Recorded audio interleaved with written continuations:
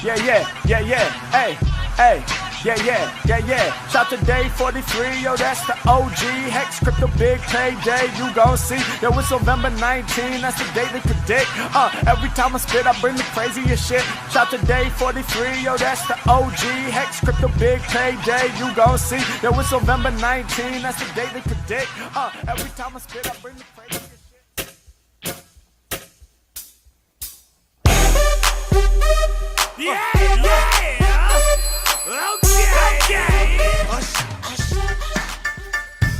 Man, thank goodness.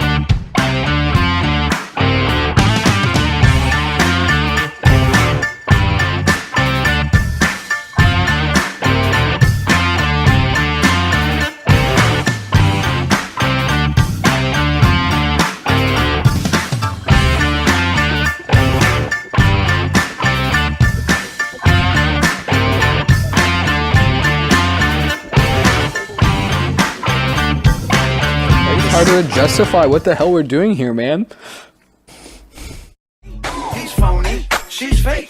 That's the type of people I hate.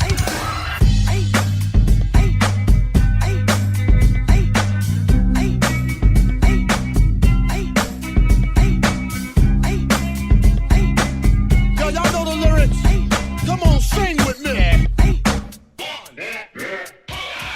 Shimmy, y'all, shimmy, yam, shimmy, yeah. Give me the mic so I can take it away.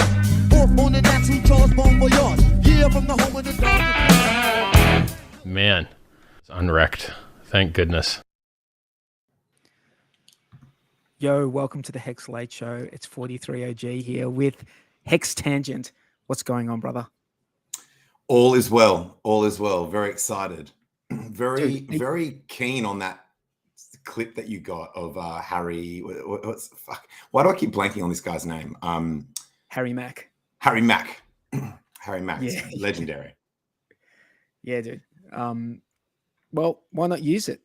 I've got the clip, so I thought exactly. By the way, we're doing a late show first. The only reason why I mentioned this up front is because I want people to DM me on Twitter if there's issues with the audio. We have the audio of this late show is being played on my Twitter Spaces, the one that we're doing marathon Twitter until Hex gets to 5 cents, if you haven't already heard about it. And so the audio of this should be going on there. Please DM me on Twitter if there's a problem with it so I can go and fix. Let's talk about that for a minute, dude. So how long ago was it? 3 or 4 days ago that you decided that you were going to do a Twitter Spaces for the entire time until Hex pumped to 5 cents, and in that time it got up to 4.8 cents, I think. Is that right? So it started off. It was an idea by Walrus. I think we were in a Twitter Spaces, and he said, "Do you want to? Should you and I co-host a Twitter Space that goes when Hex goes above 3.5 cents? We do a Spaces until it gets to 5." Because the idea was we were both quite confident that once over 3.5 cents ballpark, it was time to get really bullish on Hex. Like that was the bull mode level, where above that is bull mode. Obviously, with all the standard caveats, you would need the whole entire crypto market not to melt down, no black swans in and out of crypto, et cetera, no nukes, no solar flares. But assuming all things equal, or all things with reasonable stability, that was going to be the run. Once we were above there, we were going to be shooting up.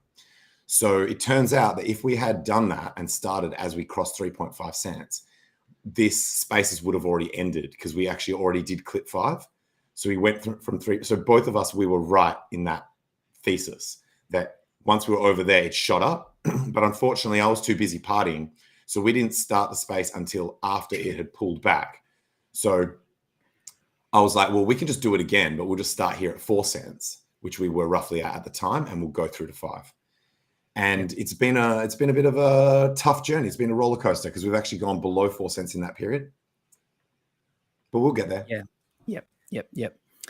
And well, it's been going for how long now? Like almost 3 days, or is it over 3 days? It's been going for quite a while. Because the thing is that I've had this like nonstop surprise. Like I've been surprised every time. Like I go to Twitter, even if it's been numerous hours in between checks, and I have found that the Twitter Spaces is still going, and I've just had it's been surprise after surprise, and it's been like 3 days or something. It's crazy. Between 2 and 3 days, and I have had a lot of messages like that, like, "Whoa, bro, I've gone and here's all the things that I've achieved in my life while you've just been in this Twitter." They don't mean it like that, but as in to highlight how long that amount of time really is, the amount of stuff that people are doing while we've been running this Twitter space. So that's all good. I want to give you some kudos, Tangent. A, for putting in so much effort, into doing that space, but also I reread your Twitter bio. It's just a line, isn't it? It's Bitcoin OG turned Hex Maxi, and I just want to drill into that for a second, because when we think about like a Bitcoin OG, the first guy I think about, one of the first guys I think about is Richard Hart, right? Because Bitcoin OG. But there's a difference between Tangent and Richard Hart, and that is that as a Bitcoin OG, Richard Hart created HEX. He's creating PulseChain. So it's pretty obvious that Richard Hart is going to be a Hex Maxi. He created it, right? It's like it's obvious. He's going to love his project. You would expect someone to be biased towards their own shit, for sure. Well, he likes it. He knows what went into it. He knows all the checks and balances that they did. So he knows how strong his product is. But just want to give kudos to you as a Bitcoin OG. It's not your project, but you have recognized just how powerful the HEX contract is, how different it is to everything else that's out there. So just kudos to you as a Bitcoin OG that you've recognized that, HEX is something special. So yeah, just want to Thank you. To quote Unwrecked Pirate, true DeFi, no admin keys. All of our favorite crypto that does all the right things, flawless operation. It's great. It's got everything that you want. So some people will complain about a crypto, right? And we were actually talking about this in the spaces. Some people will complain about a crypto, but it's like, bro, why don't you tell me what you look for in a crypto? Rather than just being like, that's shit, that's a scam. Tell me what you look for, and then compare the cryptocurrencies that exist to that set of criteria. HEX ticks pretty much I'll say everything, it's obviously a blanket statement, but HEX ticks all the boxes. And it's funny, one of the guys I asked them to do that. I said, look, tell me what you look for. This was a small debate. So this was one of the highlights in the space. We had a guy come in and try and debate me on about HEX. And I said, well, some of the things you're saying are not just that can apply to multiple things. Like, what is it? Compare crypto to crypto. What is it that you want to see in a crypto? Why do you not like HEX? That sort of thing. And the guy was like, all of crypto is a scam. And it's like, bro, if you're not going to at least... Listening to that guy, was that the guy who had like his avatar was Richard Hart is a twat? Yes, that guy. Yes, yeah. I was listening to that, and I was going to jump in and say, "Oh, you mean Richard Hart likes twat?" Like that was going to be my jump in. Then I thought that's childish. I'll wait for the HEX Late Show to bring that up, because that's what we do on the HEX Late Show. For anyone who's listening on Twitter Spaces doesn't know, we just, we like to be as immature as possible. So other highlights, if I can remember some highlights, other highlights have been, we did a live steak and bake where Freddie and I did basically a steak and bake episode sort of in the Twitter space rather than on his channel. Was that the one that got rugged? We had, that's the type of show that got rugged. Yeah, our most recent steak and bake got rugged. Freddie actually found a copy of it though. So we're going to be able to, we've got a copy of it that maybe I can put on Odyssey or on Twitter or something. And did his whole account get rugged or just that episode? I don't think so. But Freddie showed me some messages that he was sending like in response to their thing, where I was like, them be fighting words. It was like you guys are being tyrants. You guys are like basically just letting them have it, just telling them like speaking truth to power, which only escalates the situation in terms of if they were banning the video but were thinking about banning your channel. So in my opinion, he's a hero. He was willing to risk his whole entire channel to be banned to tell those mofos how it is, right? That is speaking truth to power. That is where you are potentially exposing yourself to a negative, like a potential negative consequence, but you don't care because you believe that telling them the truth is, even if it's a company or a government where it's likely to fall on deaf ears. So you're like, the most likely outcome of this is a negative consequence for me and no real change because they're just going to stomp on me, but I'm doing it anyway because it's the right thing to do. There's nothing, I don't think there's anything more heroic than that. That's important. It's important in this day and age with all the censorship that's going on. So tell me, who else has been on this Twitter Spaces in the last 2 or 3 days? Because I know there's been some drama, right? There's been some drama. Let's just go back and talk about it. Orca came in there. And we were talking about something to do with DeFi or whatever, and he was like, "Tangent, what are you talking about? You don't even do any DeFi. Like you don't do any real DeFi." He got 3 strikes. So he had 2 strikes for accusations against HEX that are untrue. So he said it was specifically to do with the adoption amplifier and how that relates potentially to the alphabet boys. And I was like, "You watch your mouth." Then later he said it again, and I said, "You watch your pretty little mouth." And then later he made a comment about PulseChain, saying, and in fact, this is something I want your opinion on, Day 43, because you and I are aligned in this mission for financial privacy and anti-censorship and anti, and that sort of thing.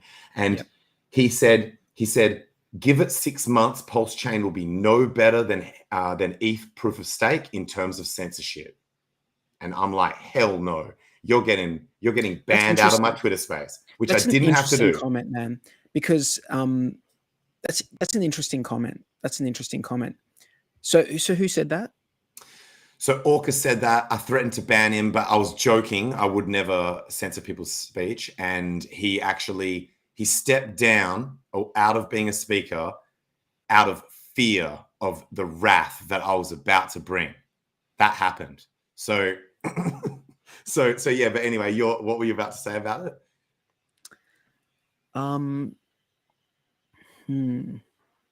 He was effectively saying this was his argument, right? So it was not all just tough talk.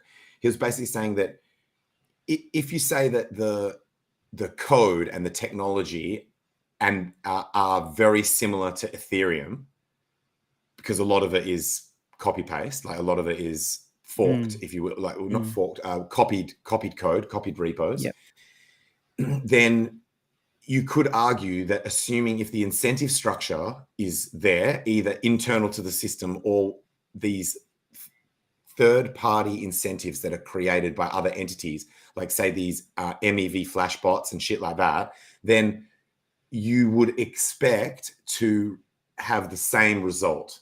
If you have the same structure and the same incentives, it will tend to move in that direction.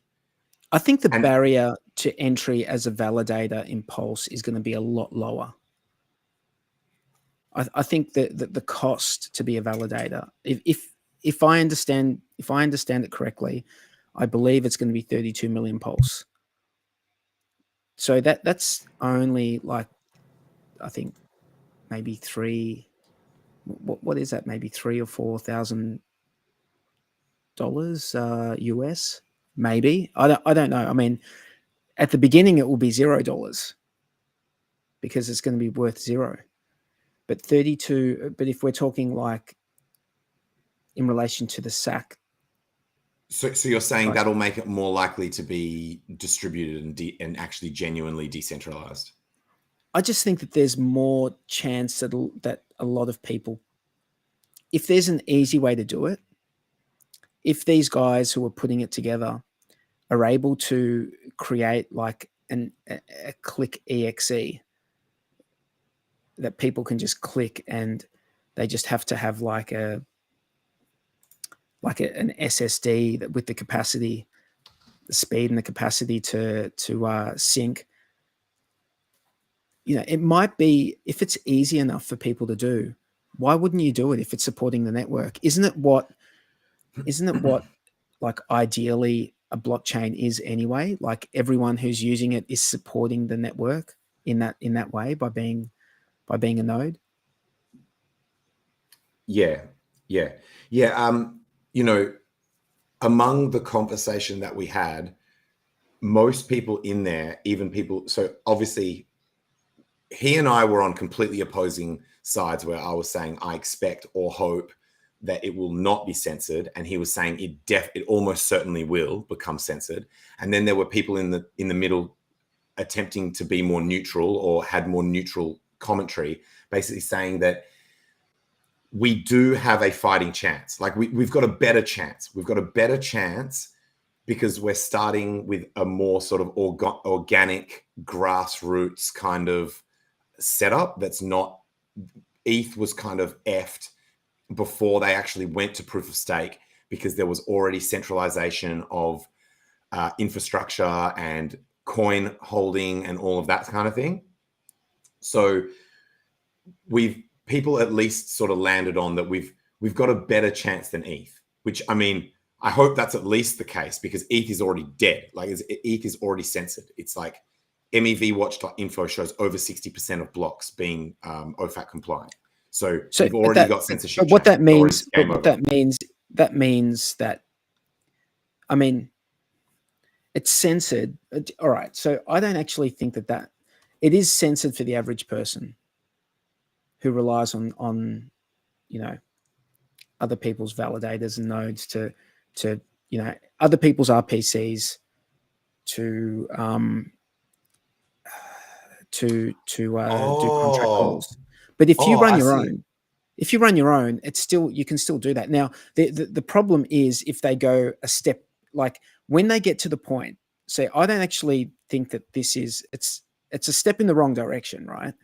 But if they get to the point where they tell validators or nodes or whatever, like I don't know technically what it is, but if they tell them you can't interact with this address at all, then things get a bit squirrely at that point, because maybe they won't accept a transaction that a non-compliant validator has processed. Then things get strange. Then, like, who knows what's going to happen in that situation? Maybe shit gets, maybe there I don't know, maybe there are forks. I don't know what happens, man. It's hard to, but you can still, if you're running your own node, you can still like do your own consensus, you know? You don't need to rely on other people's. You can constantly try to include your transactions into a block, and eventually they will get into a block. Or, I mean, look, so my hope is that there are enough ethical actors within the network who have enough pulse, you know, like because it's still they still do validator rotation? Or has that gone out the window as well with this new going ETH 2.0 rather than BSC? See, we don't even know all the parameters, so it's hard to. Yeah, I don't know. I don't know. It's hard to even. Yeah, so we left it as a wait and see. Like he and I both agreed that you just wait and see, and if it goes, if it goes down the route of censorship, then it's not the chain that I believed it to be. Like, you know what I mean? Like, as in, then I'll just be disappointed. So we just need to see what happens, dude. So like I know that. Sorry, just to finish off, I know that, or just to add, I know that Richard Hart is anti-censorship and believes in human rights and shit. And I hope that he has instilled those principles, or at least given the reasoning, the logic behind why that's so important to the community that shows him so much respect. So by extension, I would hope that those principles have propagated the community, and therefore it's got the highest likelihood that you will have people who really care about that sort of shit who are running infrastructure and participating on the network. And that's the best we can do. We can't force people to behave a certain way. Just as so this whole like censorship thing with Ethereum came up because of Tornado Cash, right?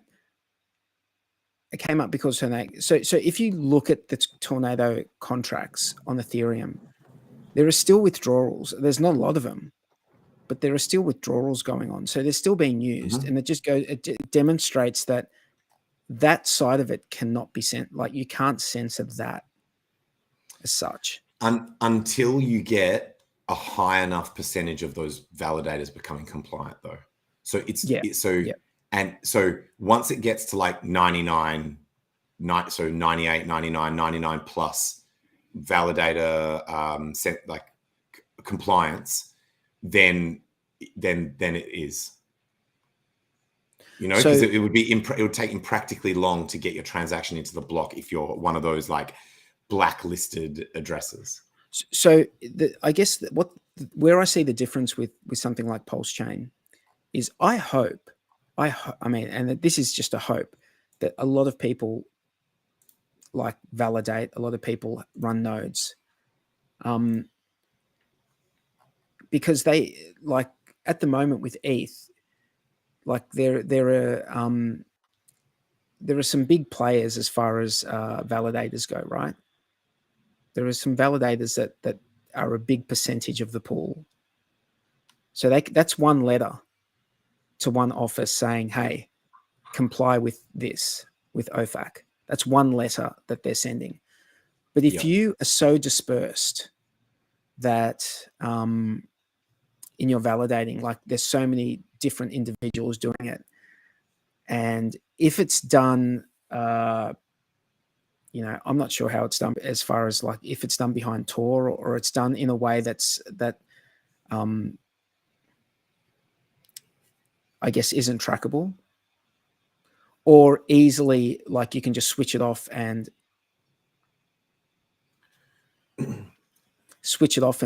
re-begin, like from a, like, I am speaking out of school here. I'm not an expert. Obviously, I'm demonstrating that right now. I'm not an expert at this stuff, but if that I do agree with you. I do agree with you. Be done, I think it would be like, I think we've got a better chance because we're just more, just more of us who would do it, Yeah, I do agree with you that the continuation beyond them saying this is a blacklisted address, the fact that some people, for whatever reason, whether they've got big balls or whether they're not in the States or they consider themselves above the law or they didn't get the memo, the fact that is seen to continue operating is a good, it's a good up yours finger to the people who implemented those rules, because it shows that it actually can't be stopped. And that is, so even if later it gets to 100% validator censorship, where like compliance, where they do stop, you've still got that example. Like, you guys tried to make the biggest threat you could, and some people were actually still doing it. So you're not as strong as you act like you are. Like, you're not as universally tyrannical as you claim to be. Wouldn't it be great? By the way, g'day, Jexa. How you going? Yeah, Hi, Jexa. I didn't want to interrupt your flow. You were Looked like you were in the midst of it all. Well, I was just going to say, wouldn't it be like funny? Well, not even funny. Wouldn't it just be awesome if whatever branch of crypto gets censored in that way just ends up dying off? Like, you know, when you see a branch of a tree that just like starts to wither away and then it just snaps off and dies. Wouldn't it be awesome if that is just what happens with DeFi, where whatever branch of crypto, so in this particular instance, it's Ethereum, it branches like Ethereum, it's got its own path that it's going down. It starts getting censored. It like ETH gets forked into PulseChain.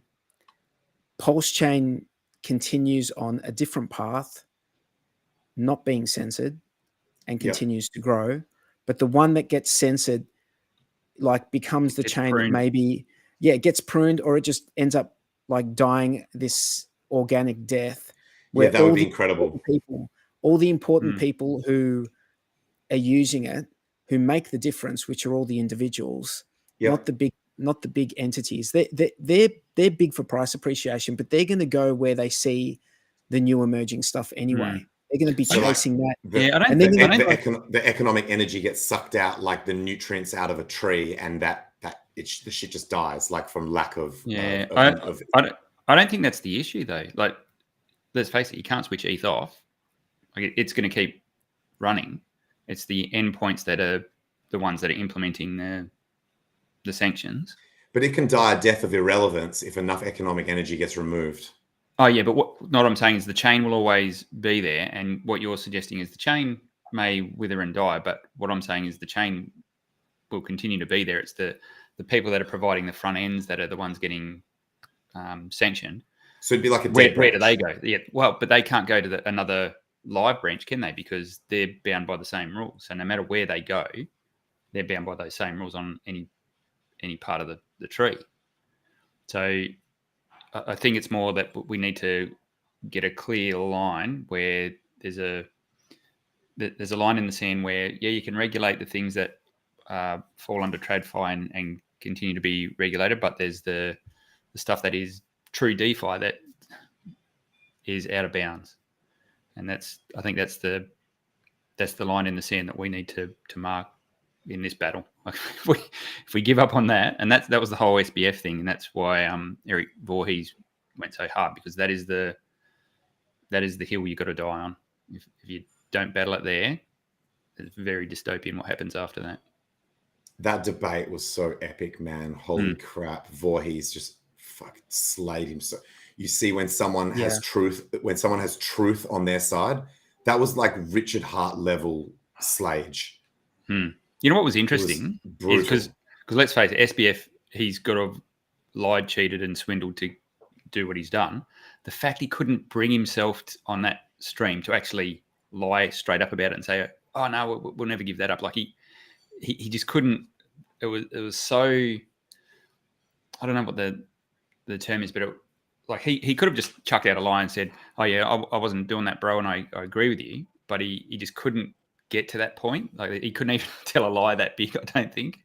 It was there was just no coming back from it, which surprised me, because he's done a lot of lying and cheating. So it's funny that he got so hung up on that one point. It was actually a really good point. It was a masterclass in how to absolutely demolish someone on the stream. Yeah. So if SBF was a better class of con man, that he still would have been equally in the wrong, but he could have looked a lot better in that engagement, because a lot of stuff people don't go and check, people don't go and verify what people are saying is true. So he could have just tried to gaslight and lie and shit. Or he could have taken the route like a politician answers a question and skirt around the question without, and maybe he's just not skilled enough to have been able to debate in that fashion, and that was just a massive mental block for him. He couldn't get past. I think his con was a reputation that preceded him, so he never had to actually con people. The con propagated itself, and people were basically just throwing money at him. He didn't actually need to go and like lie and manipulate as directly as maybe people think. So when it comes down to something like this, he was maybe ill prepared to actually run that con game tightly enough. Yeah. I mean, you've seen Alex Masinski, however you bloody pronounce his last name. He just got up and flat out lied. he was brutal about it. Yeah, bro. I invented VoIP, and I'm not selling, guys. I've never sold a single token. What are you talking about? Everything's safe. It's all good. Funds are safe. Never sold a token. Blockchain is fast and inexpensive. It's all safe. That's what I'm saying. That's why I found it just funny that was the thing that caught him out. He just couldn't get over that. So Dawsy78 is saying, he's asking this question: is filling up time on Spaces with a YouTube stream kind of cheating? Oh, no, not in my getting broadcast onto the Spaces, is it? It's actually no. Not in my rule book. It's not. So I don't. So my rule book says you can do that shit. Absolutely. So I think it was a great idea. I forget whose idea it was. It might have been mine, actually. So for those of you who have only got audio, who we have here is myself, Tangent, Day43, who I started the conversation with. He was here at the start, and Jexa has now entered. Their Twitter handles are effectively something similar to that, and we're the Australian HEX streamers, like as in some of the earliest Australian HEX streamers, and we enjoy just coming over here and doing thought experiments, mainly to do with HEX, but sometimes also to do with other important things that are loosely related, like privacy and things like that. So it's a great show. I really rate this show very highly. I know that sounds biased because I'm on it, but I really, really do like this show. And I get a lot of fuck. Well, I'll tell you what. I really rate the sound of my own voice. You know, it's like, it sounds good. Yeah, I'm a bit of a legend.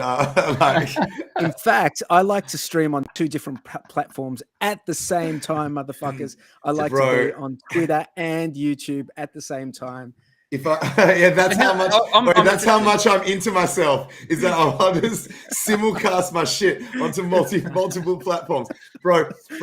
Even if this was true, I would blame Richard and be like, that guy taught me how to behave like this. Okay, so fair call. The next level when you start doing playbacks of this on the actual Twitter Spaces as well. That'll be some like get real meta, like where it's like, then you put this, play that, put that, tweet the link of this out, talk about that on Spaces, pin it to the nest, just like go in this big loop, this big circle. But the point is, I'll tell you what's not bias. Well, actually, I guess you could argue this is slightly biased as well, because these compliments are coming from the HEX community. But I get a lot of DMs and compliments about this show and this way that we talk about things and the topics that we cover, and our sort of people's perception that our commentary comes from a place of honesty, integrity, and at least an attempt to think through these things without any kind of filter. Yeah. Sometimes we get stuck up on topics and we go around and round a few times, but it's good. We don't always agree on things, but we usually come to some sort of agreement whether that is to disagree, but we usually come to some sort of agreement at the end of our banter sessions. I would say that we disagree at least on one thing every single show. Like there's at least one thing that we're like, nah, dude, fuck you. And if we're getting close to the end of a show and we haven't disagreed on something, if Bluey's on, I'll just bring up Einstein just so that we can get one in there. Deflect. Actually, I just need to put a call out for Bluey as well. I haven't seen or heard from him for a number of weeks. Are you still around, mate? I haven't seen you on Twitter. There's something big happening in Hedron at the moment. I thought you would have piped your head up at least for that. He was in my Spaces. He was cool. The marathon space that I'm doing. He was in there listening. He didn't come up to speak, even though I did invite him up, I think. And there was a Hedron pump while he was in the Spaces, and I did shout him out and say Bluey will be excited about this Hedron pump. Mm-hmm. And so he's definitely active. Cool. So I think he's in just a totally different time zone. That it's just, I think it's like 3 or 4 o'clock in the morning, and because Bluey is clearly a lazy person, he doesn't like getting up for our streams to talk with us, which is probably the most important thing he could ever do in his life, right? Just super talk important. with us for 2 hours every single week. Orca raised the idea of having something called a FUD club, where you just come in to like FUD, and it doesn't even need to be crypto. You can just FUD anything in your life that's like annoying you or whatever. You can FUD companies, FUD anything you want. I countered with having something like a crypto confessions, but we worked out that would need to be anonymous for them to be like real juicy.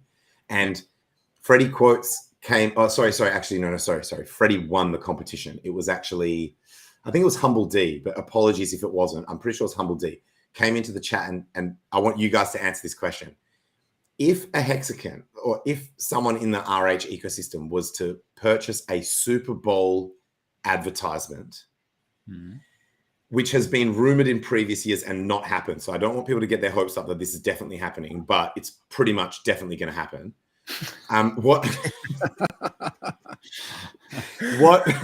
What would you guys put on the ad? You've got 30 seconds. What would you put on the ad? 30 seconds. Well, there's also 10-second ones. There's 10-second ad or 30 seconds, but it's like 2 mil or 5 mil or whatever. I don't know I don't know whether it'd get follow-up or not. If you just had the logo with hex.com, would that be enough to make people click? Or? That was basically what I came up with as well. Just like a black screen, and then bang, the fucking Hex logo comes in, and then bang, hex.com, and then it's like maybe like the, you know, which I think that's some of the key benefits, like some of the key value propositions, like, you know, true DeFi, 40% APY, that, like whatever it is. I don't even think you'd put anything, because you want people to, you want to pique that curiosity. Yeah, you want that curiosity piqued so that they. Yeah, so that's very similar to what I came up with. This message is what I instantly thought, like, definitely hex.com, because you want people to go there, right? But I also thought you could like maybe cut in and out or fade in and out Richard twerking, because that would get people's attention as well. It doesn't even have to be Richard. No, it doesn't even have to be Richard twerking, because let's be honest, he's not the best twerker in the world. No, but that's what makes it funny. That's what people would want to check it out. No, but you could get like some fat ass legit man twerking as an actor, dressed up as Richard. Dressed up as Richard. Yeah, like a paid stunt double. Yeah. Hey, this goes under like, you know, our bitch tits of the week, like outrage marketing ideas. This sort of like falls under that category as well, I think. Do you think that would be the absolute top symbol for Hex? The Super Bowl ad? Oh, not in this current environment. If it was in a like a bullish environment, that could be a top signal. But I don't think when you're this close to the bottom, I don't think it could be. Maybe a local top. Maybe. Yeah. When's the Super Bowl? That's shortly, isn't it? Like, it's soon. It's soon. That's why this topic came up again. That would definitely be like close to the top for that cycle.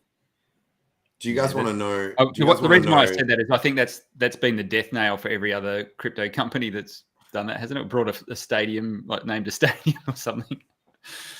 Well, there was a cryptocurrency exchange, which I specifically will not mention because they gatekeep the shit out of Hex, who was on the Super Bowl in that most recent one and hasn't gone under. Yeah. Actually, two. There were, I think, three. So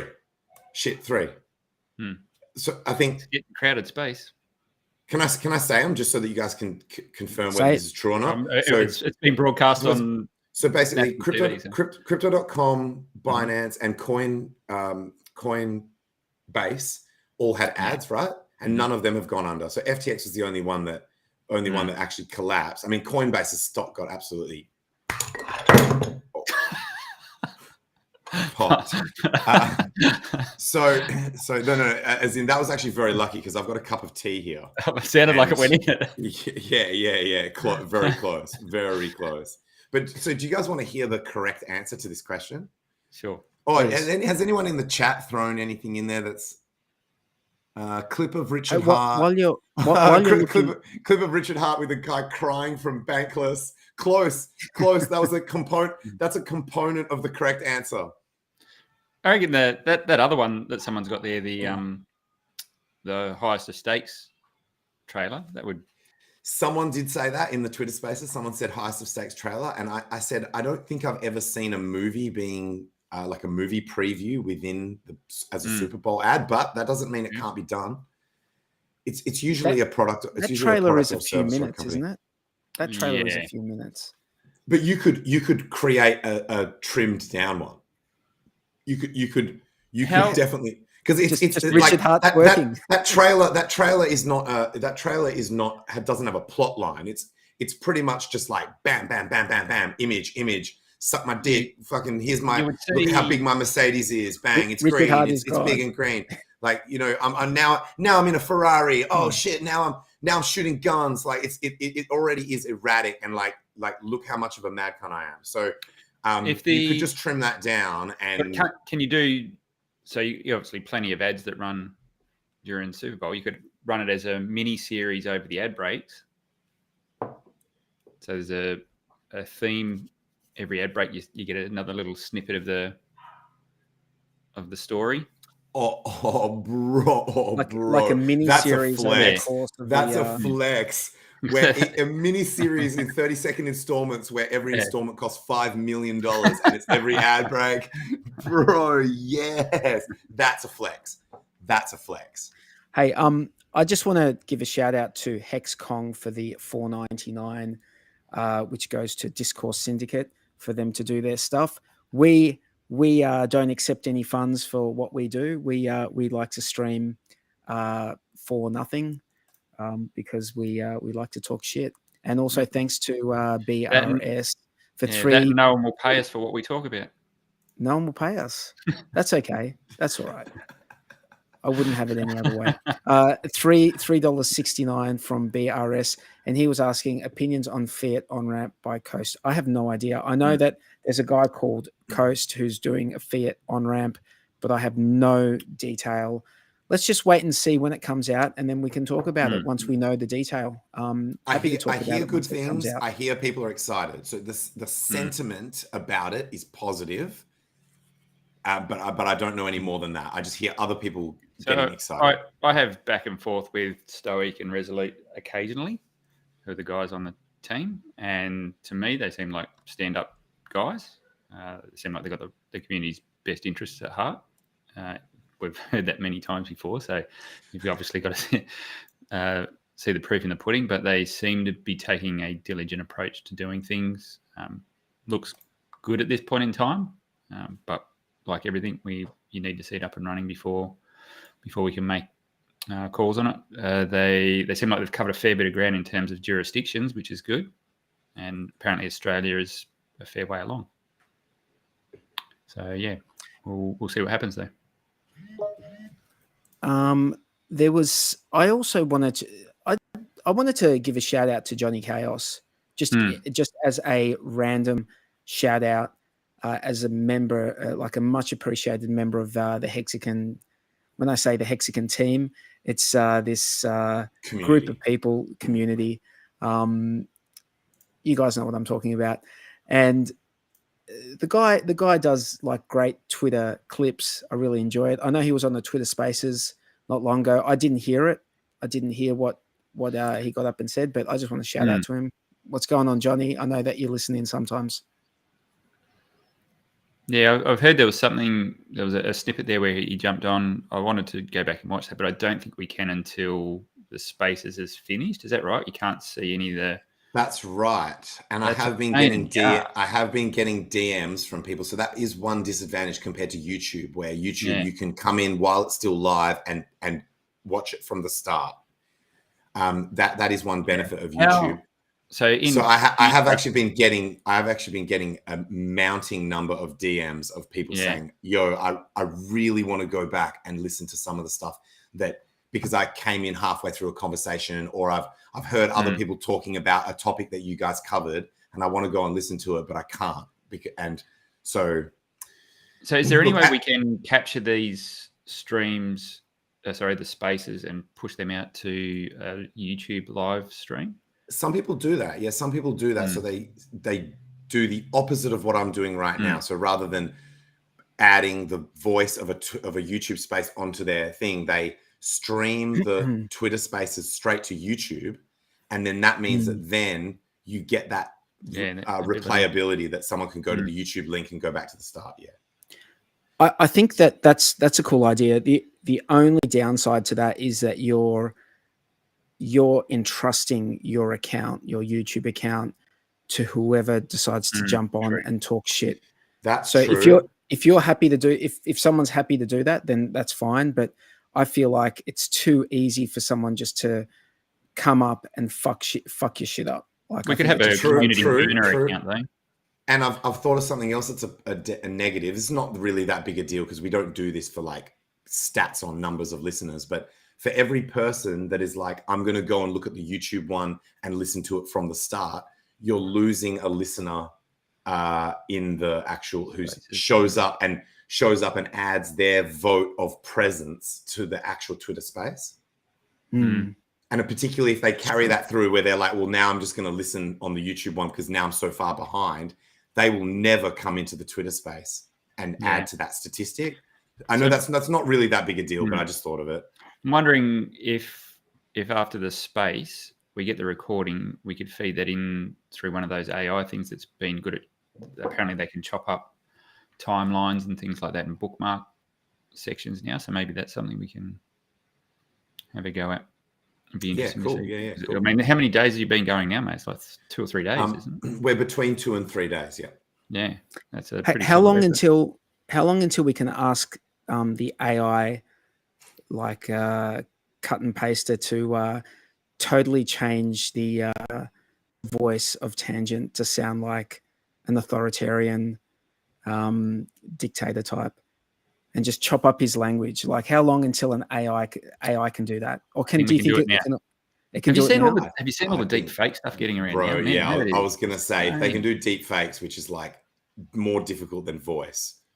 Like an image of someone talking is way more difficult than a. So how long until it's completely legit to say, like, no matter what clip someone plays back to you, nah, dude, that's just AI bullshit. Anytime from now. Anytime from now. Kanye could use it. Kanye could use it right now. Kanye could do it right now. Is it fair to say if we're only getting access to some of this AI stuff now, it's actually been around since, like, the last few years, because military grade shit is always around for like a number of years before we get access to it, right? So I'm sure the military's had access to this shit for way longer than we have. So for the life, let me just say this right now, for the life of the HEX Late Show, AI has existed. So whatever I've said in the past that you don't agree with is probably AI. Plausible deniability. Yeah, bitch. That's right. It works both ways, doesn't it?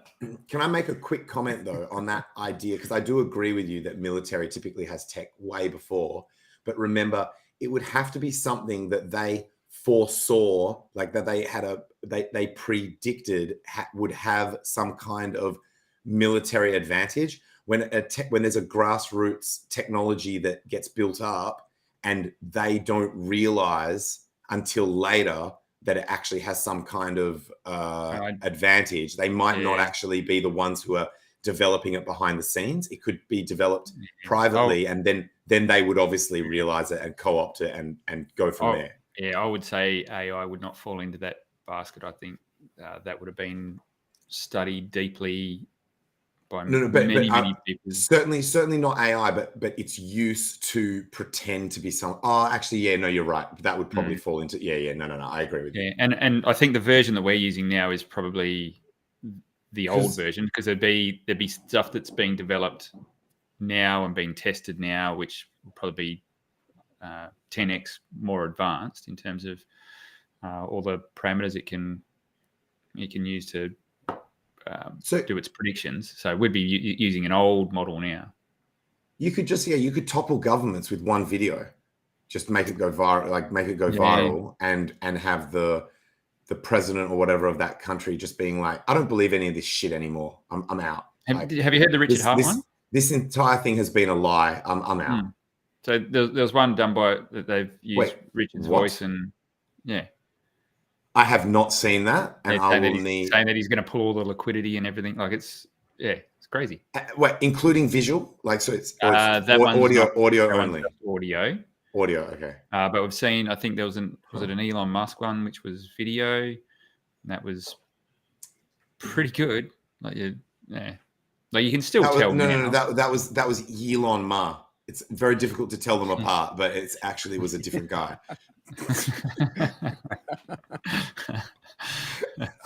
So, I think like you said, 43. I think now there's probably a little, you can just pick up a little hint of AI in it now, but it won't be long, and I don't think. So in a court of law, the lawyer says, "Is it true, 43 OG, that you said blah blah blah blah blah?" Like, nah, bro. AI. Nah, bro. I never said that. I never ever said that. Wasn't me. AI. Yeah, it's going to get hard. It's going to get difficult.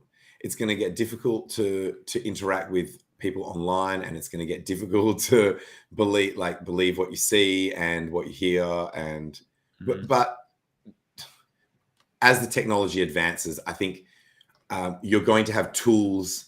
You're going to have tools that will alert you to, you know how like they have people using ChatGPT to write their schoolwork, and then the unis and shit are having software that can give them a percentage chance that shit was computer generated.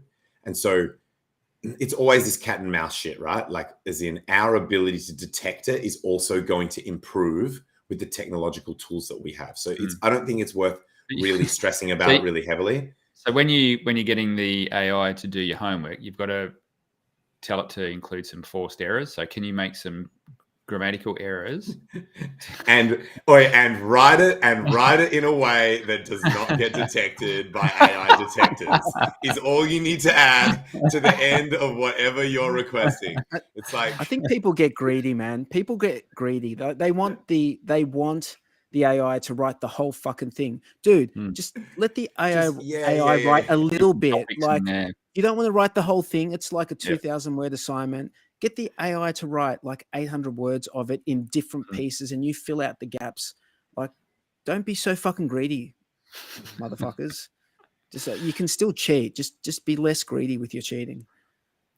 That's my advice. Yeah. And to be honest, let's face it, nothing's changed. If you think you can believe everything you see and read currently, then you're living in la la land anyway. So AI is just an addition to that. You still got to don't trust everything you read or see. I'll tell you guys a super quick story about something that happened to friends of mine. And in fact, they weren't even friends of mine. They were just people that I knew at uni.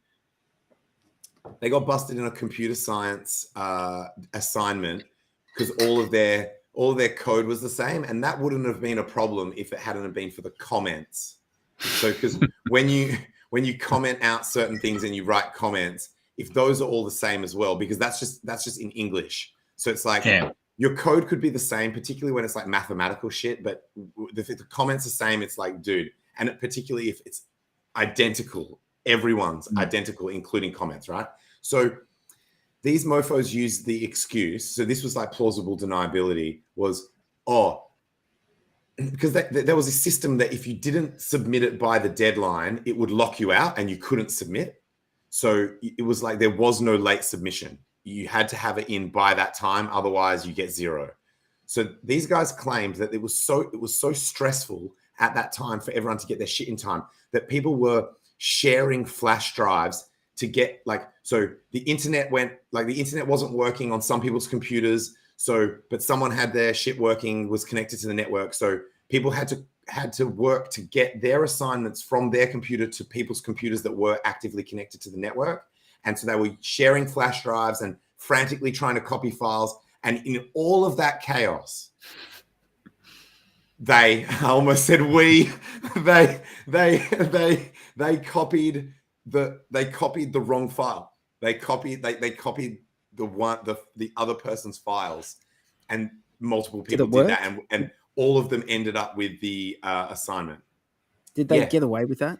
Yeah, it worked. Like 50% reduction in so 50% reduction in points, like mark for that assignment, but no punishments, no penalties, no getting kicked out of uni, no zero score for the assignment, and no, like, because getting zero is not the problem. It's actually like getting busted for doing that shit is worse than just getting zero for that one assignment. So it worked to insert a level of plausible deniability that mitigated the worst possible outcomes of doing that. Yep. On a completely different note, tangent, this might be of interest to you. Have you heard of a guy called Fusion? No. Inside or outside of HEX? YouTube channel, Cold Fusion, 4 million subs. Whoa. Perth guy, young Perth fella. Crypto or non-crypto? He covers a whole raft of things. He talked about the FTX debacle, and I seen him on Twitter today, so I just gave him a shout out. How do you say his name? It's what the hell? Dagogo, I think is his. Dagogo. Yeah. That's hectic. Yeah, I was blown away. Like I have never even heard of him, but yeah, it's a pretty decent size YouTube channel. Yeah, it looks like he's covering like debt and banks, and this is in his video that's pinned. So he's got that's an incredibly high subscriber base. Like, he's been doing it since 2006.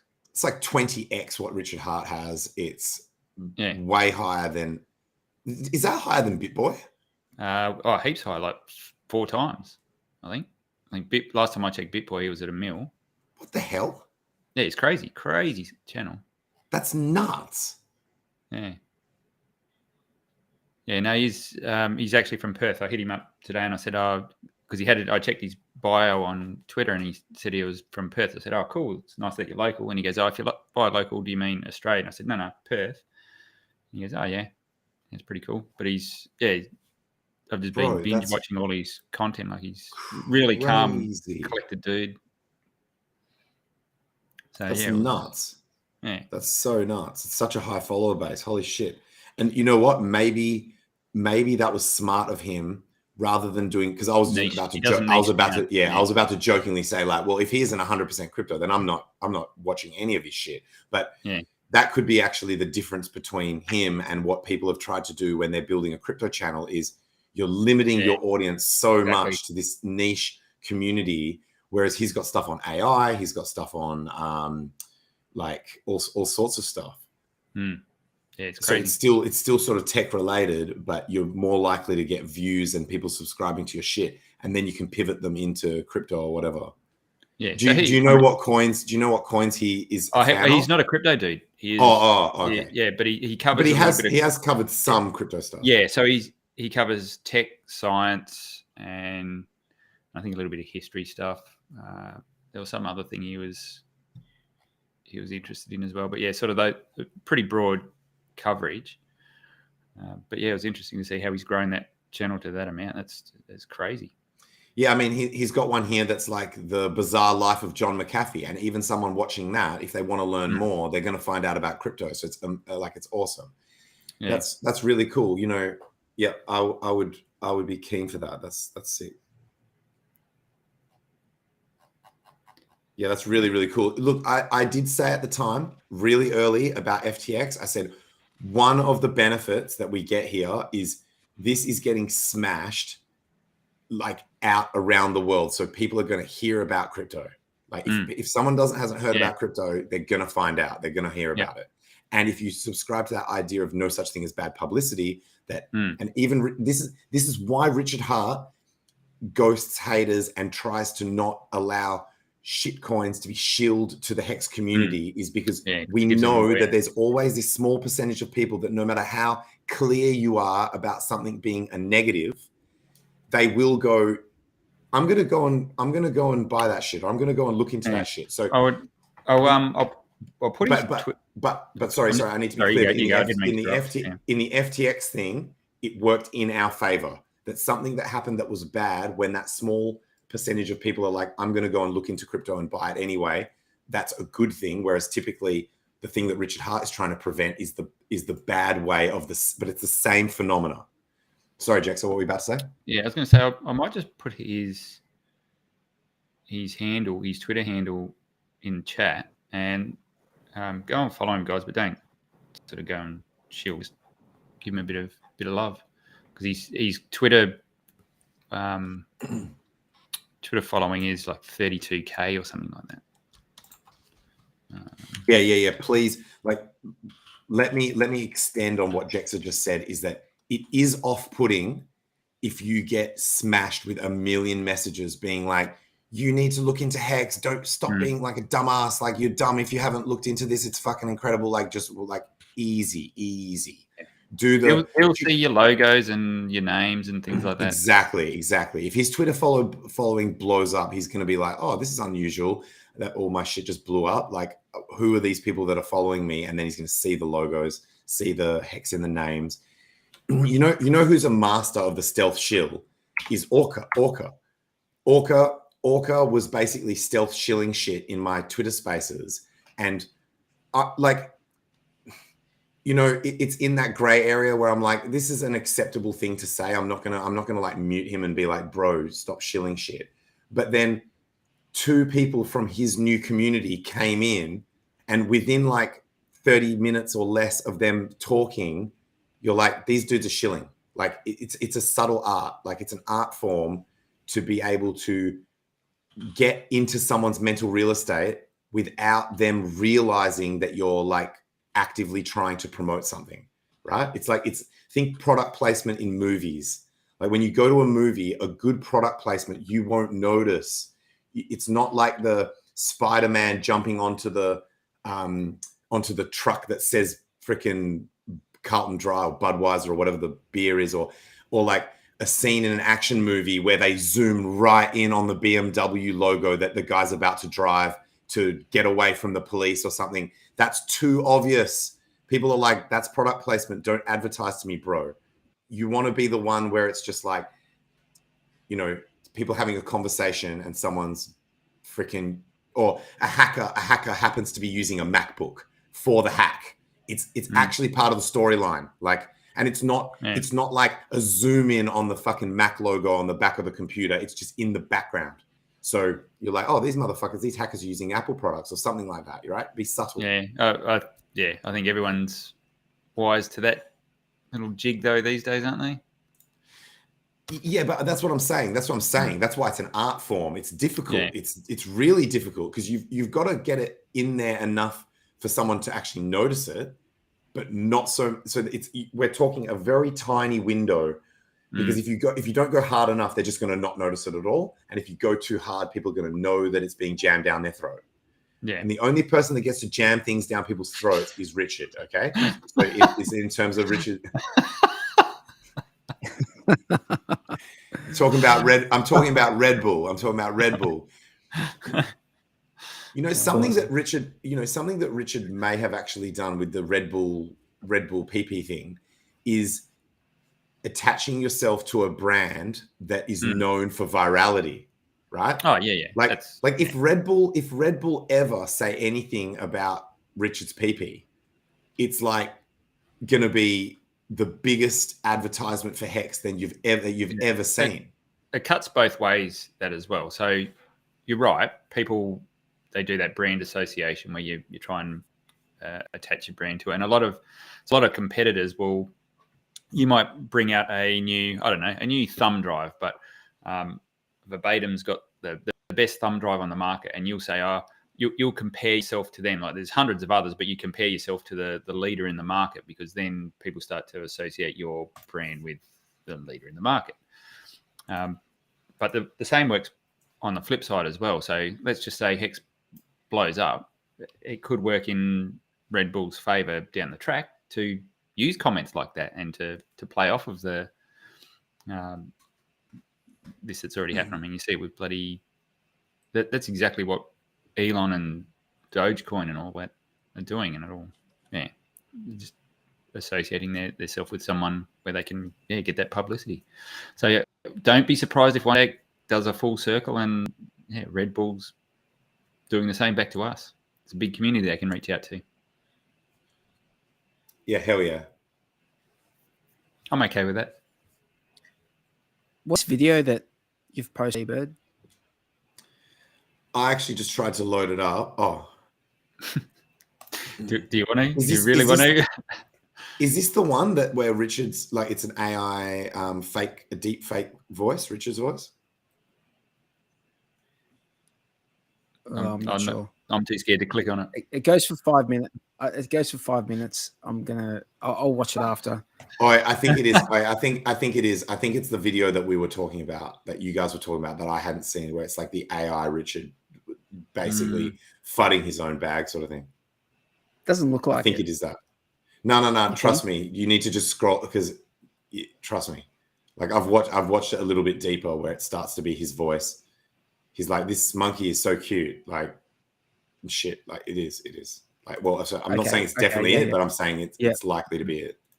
No, there's a monkey in it with a banana, so it must be that. Yeah. It's making me so not want to click on that one on live stream.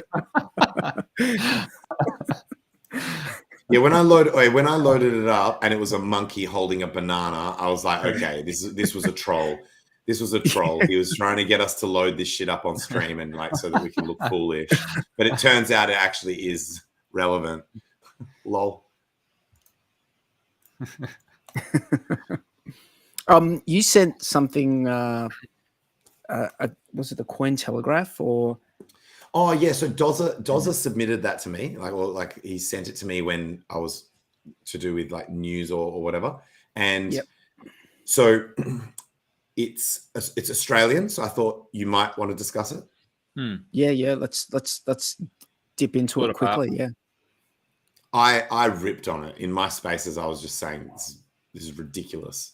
Like the categories so it's to do with like Australian crypto regulation. Yeah. And they're like, okay, what are they doing now? What are they doing now? We've decided that we've got 4 categories of crypto. We've got crypto, intermediate crypto, a spectrum of smart contract platforms, and by the way, a spectrum is not a category.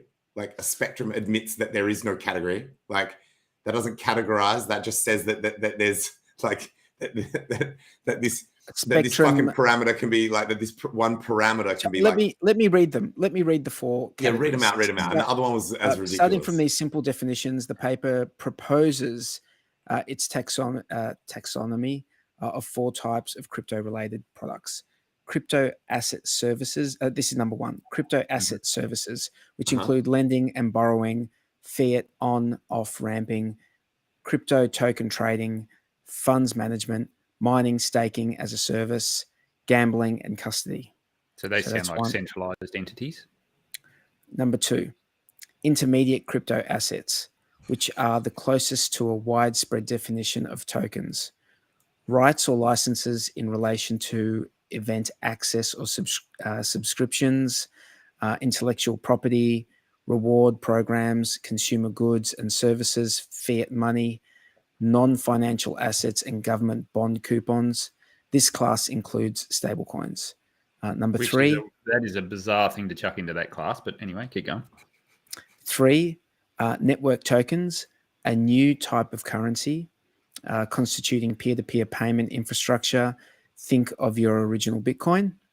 and 4 smart contracts exist on a spectrum of intermediate to public. No, sorry, intermediated. My apologies, to public. Intermediaries use the former in providing a service. The latter is used by parties to remove the need for an intermediary. So I think they're talking about the spectrum of DeFi. decentralization on smart contract platforms. And so, but how funny is it if you go crypto, intermediate crypto, tokens, and a spectrum of smart contract platforms? Is like, bro, what? And they're throwing so many things into those categories. Did you hear that list? Let's just regulate mathematics. No, bro, we're going to regulate mathematics is being regulated right now. Don't do mathematics. You better not do maths. You better not fuck around with magnets.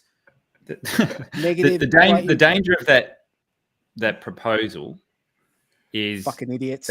It's stupid on so many levels, and they're trying to put things in a box, and then they can later try and assign some sort of squeeze them into the existing regulatory framework. So that's obviously not great to begin with. I think the danger is if we go along and we help them try and categorize shit, like that does us no favors as an industry, is to try and box these things and put them in a box, because one platform or token can be every single one of those types of things at once. Like there's no, I don't think they understand. I think they're confusing everything as much as that. I think they're going to confuse everything as much as possible so that they can just deliberately do whatever they like. Yeah, and I think that's the risk. That's the risk is if we as an industry try and pigeonhole everything to fit into these categories they've got, then it's not serving anyone. Dude, this shit is gonna get played out in courts. This shit's gonna get played out in courts, and precedents are gonna need to be set. That's what's gonna happen. Yeah, I mean they can categorize it however the hell they want. That doesn't mean anything in law. So be very careful. Like, just because they categorize something, don't treat it the way they've categorized it until there's legal precedent. Yeah, that's right.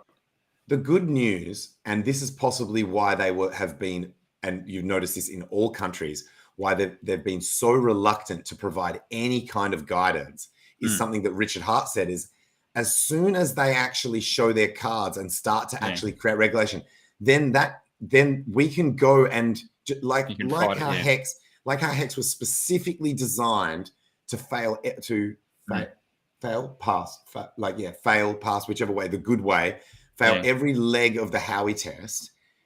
Once they set this shit up, we can just start creating cryptos that fuck them up, like that fuck shit up, that either cross across these categories or avoid these categories, some new category that is outside of everything that they've created. So the more they do, the worse it gets for them. And I believe that is the reason why they have actually held back and tried to not give guidance and not state their position and not regulate until now. It's effectively being forced upon them by the fact that, like something like FTX. And by the way, that's another good thing that happened with FTX, is forcing their hand when it comes to participating in this game that we are destined to win. Yeah, but that's the thing that shits me though, is they should have been regulating FTX from the get-go. Like, what the failure wasn't on the crypto side, it was on corporate governance and the way they were doing things, that's hard. Yeah. I know that, but they don't know that, or they pretend to not know that. That's right. They know it. So they still caught pressure internally from other politicians and externally from the people. So they're still being forced to speak about it, comment on it, and better still is it gets pretend that it's a crypto problem, but ultimately people will start to see the underlying problems with the legacy system if they look at it. Like, so it's drawing attention that they don't want, right? Like, it's drawing attention to, could argue that there's been repeat things of this that's been happening for decades that highlight the problems in legacy finance, and they've managed to keep it bad. Like, they've managed to keep their advantages within the system. So Yeah, but I think You know what disappoints me though is even if they go through and they regulate all this shit. So really, what from the securities point of view, what they're trying to get is proper disclosures. Okay, when someone sells something, they've got to identify all the risks and write a disclosure document, 100 pages thick, that people never read, but just outlines all the inherent risks of the investment. Does it actually stop people losing money? No, it doesn't. Like, if people commit fraud, it still is the same net result. If a company can do everything right but doesn't have product market fit or cocks up in some way and they lose money, it doesn't protect them. Like, the business goes bankrupt and loses everything anyway. So all these safeguards they put in place don't actually do a damn thing. I noticed at the end of that article, it also made like a very brief comment about the UK sort of also starting to think about this sort of stuff or move in that direction. And by coincidence, I just noticed some breaking news saying, I don't know how true this is, but it's from the Telegraph, which is a British newspaper, I think. Mm-hmm. The UK will ban savings with its CBDC, making it illegal to hoard the digital pound.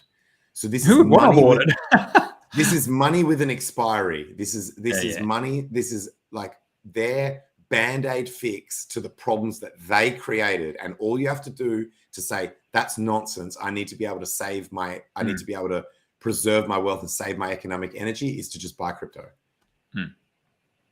That could be the thing that shoots them in the foot. If you remove what people perceive to be their savings opportunities or the savings accounts. Yeah, they're like, yeah, I'll spend it. I'll spend it buying assets. Like, yeah, sure, I'll spend it. Like, spend it buying crypto. I'll spend it buying HEX. Crazy world we're living in at the moment. By the way, this was predicted by many conspiracy theorists. This was predicted by many people who were anti-CBDC.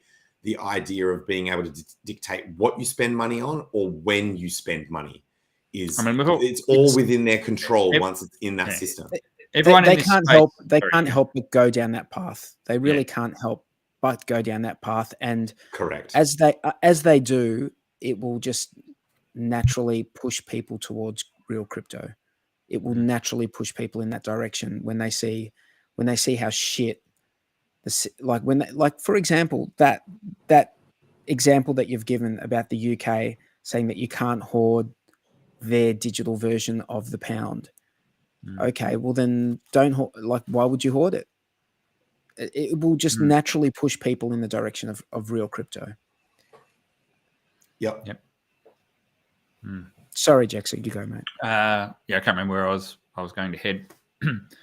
But that's what I was going to say. I think anyone that's been in this space for any length of time has been watching this play out in slow motion. Like we've seen the writing on the wall. We've seen what their end goal is, and it's getting. We're probably a little bit ahead of the curve because we understand the technology a little bit more and the good and the bad of all of this. But I think the unsuspecting public who knows the surface level, have probably heard of Bitcoin or Ethereum, probably don't even know what Ethereum does other than it's another type of crypto. So they're not aware of the depth of the knowledge that we have. So they can't see this train coming down the tracks in slow motion where we're actually watching it all play out. I just, hopefully the crypto industry gets enough. What's the right word? Like enough weight behind it before it gets railroaded. Before enough volume and what's the adoption and so that it can't just be sort of stripped away. Now I don't think crypto is going anywhere. We understand the tech. We understand that you can't just switch this stuff off. But if another system, this CBDC system, gets forced upon people, then it may delay adoption of some of this stuff as well, because people will we'll start using this digital currency, and I don't know. I think it's just going hope that we to. get- I think it's going to accelerate it, dude. I think. Yeah, I really think it is. I think that when, like, if there are negative things associated with the CBDCs that people don't like, but that's it. People they don't know what they don't know. Though that's the problem. Like, they sound like bloody crazy conspiracy theorists. No, when you're we talk right. about this shit. Yeah, you're right. You're right. We do sound that way. But when people realize that their money is, people still are under the impression that their money is their money. Mm. We all think our money is our money, and it's not. Mm. Even though we believe it is, it's like we feel we have ownership of it. We sort of don't, because it can all be turned off without our approval. Yeah. So when that gets used, like it got used against people buying sandwiches for the truckers in Canada, which a lot of people, by the way, a lot of people have no idea that shit happened. No, we all know about it, right? But Yep. a lot of people have no clues that happened. I've been telling heaps of people. I tell everyone. And that's good, because but when it starts happening to people, when it happens to you or when it happens to people, then it becomes real. And yeah, that's true. And that's going to happen with the CBDC. It's going to happen. I find that. Sorry, you go. I told you guys that story about getting a letter about like the government threatening to cut off like support stuff, which we, by the way, we don't get any fucking support, but they sent us a letter, unless we vaccinate our kids, we're not gonna, and our kids are fucking vaccinated, by the way, for regular shit, not the other stuff, not the Android 19, fuck that shit. They can keep that shit. But they sent me a letter saying we're going to cut off like coercion. Like, it's just 100% coercion. It's been coercion the entire time. Yeah. Yep. And that's the way it's going to be with the CBDC, but on like they're going to have more strings they can pull. Right. Yeah, and it's going to be even more. It's going to be even more. It's even easier for them to do, and even higher consequence for people who don't obey. Yeah. Yeah. So why are they bringing it in? They bring it in so that they can use these tools to coerce people. For control. Yes, absolutely. Yeah. 100%. To control. So why else would they bring it in? Yeah. It's super fucking obvious. Yeah, exactly. Exactly. So I think that's going to open people's eyes up. I hope it doesn't go the way you expect it to go, Jexa, which is people will just like, I'm not like, I don't know which way it's going to go. I hope that it wakes people up. I think there's enough gravitas in the crypto community now where we can overcome it. What my fear is, we get delayed by a decade or more because everyone gets hoodwinked into this other shit, and then it takes longer to get people across and to realize what's actually the good, bad, and the ugly of all of this. I'm hoping that it's an accelerator, like a bait and switch. I hope so. I can see that happening, but yeah, who knows? I mean, look, people have demonstrated high levels of inability to think critically, and just high levels of sheepish behavior. Yeah, so it's like you could argue strongly in either direction. I just wanted to quickly say a shout out to everyone in chat. There have been a lot of amazing comments. We can't address them all, obviously, because we would be here literally forever, because you guys comment faster than we can cover topics. But I wanted to let you guys know it is appreciated. And some of these comments, if you guys are bored or you're watching this in replay, you should really read through what some people are saying. There's worthy commentary in the comments, in addition to what we are actually saying. I think that's one of the good things about our stream and why people show up. We get a lot of people come here every week, because there's our commentary on screen, but then there's a whole community and conversation that takes place in the chat box as well, which is really good. And sometimes we're not even part of that chat because we're busy focused on. Yeah. There's There's like a fucking meta discussion. I think they're not even listening to us. That's only loosely being guided by the topics that we're covering, and they're having their own shit going on. Yeah, shit. Yeah. They've got their inside jokes that we're not even a party to. And what I love about that is that all of these people, they know that we rarely, because we've got so much that we're talking about, we rarely actually look at the comments. So they are doing it with no hope that they're gonna like get a shout out or anything. They're not doing it like on these channels where people know that if they type shit in the box, they're gonna get their name mentioned. That very rarely happens on our channel. So this is genuine desire for them to put their idea to the other people who are in the chat and who are watching the channel, which I think is a more pure form of commentary than the channels where it's like you get your name read out if you type something in the box. I'm not disrespecting anyone's format, but I'm just saying this is this is proof of genuine desire to comment on something. The Mango Junkie keeps coming back every week. Even has to listen to us talk over the top of each other. We try our best not to do that, by the way. We really do try our best not to do that. It's the lag. I blame the lag. No, it is. So that radio interview I done the other week, I deliberately went into the studio so I could sit there and not have that issue where you're trying to talk over the top of each other. And man, the flow is so much easier when you can actually... You can see people like they purse their lips like they're about to talk, and you can time the conversation a lot better, whereas it's just hard on stream like this. By the way, I remember the first time I ever saw the Mango Junkie on the Discourse Syndicate, like effing hangout. He jumped on. Dude, he was fucking talking over everyone, talking about, he was talking about mangoes and shit. No, he was talking about mangoes and he's talking over people, wanted to talk about mangoes. Nah, dude. Like, I think that he just likes to troll us. Wait, this might be the reason why Lex Friedman demands in-person only. Yeah, I think he'll only do in-person discussions. It could be the reason. So you can pick up on all the body language, all that shit that prevents that sort of awkwardness. Yep, for sure. Is that what you want? I've been asked to perk my lips. all we've got on here for day 43 is a fucking Pepe. Like, as in you can't. We're not even reading the visual cues, other than knowing that he's racist.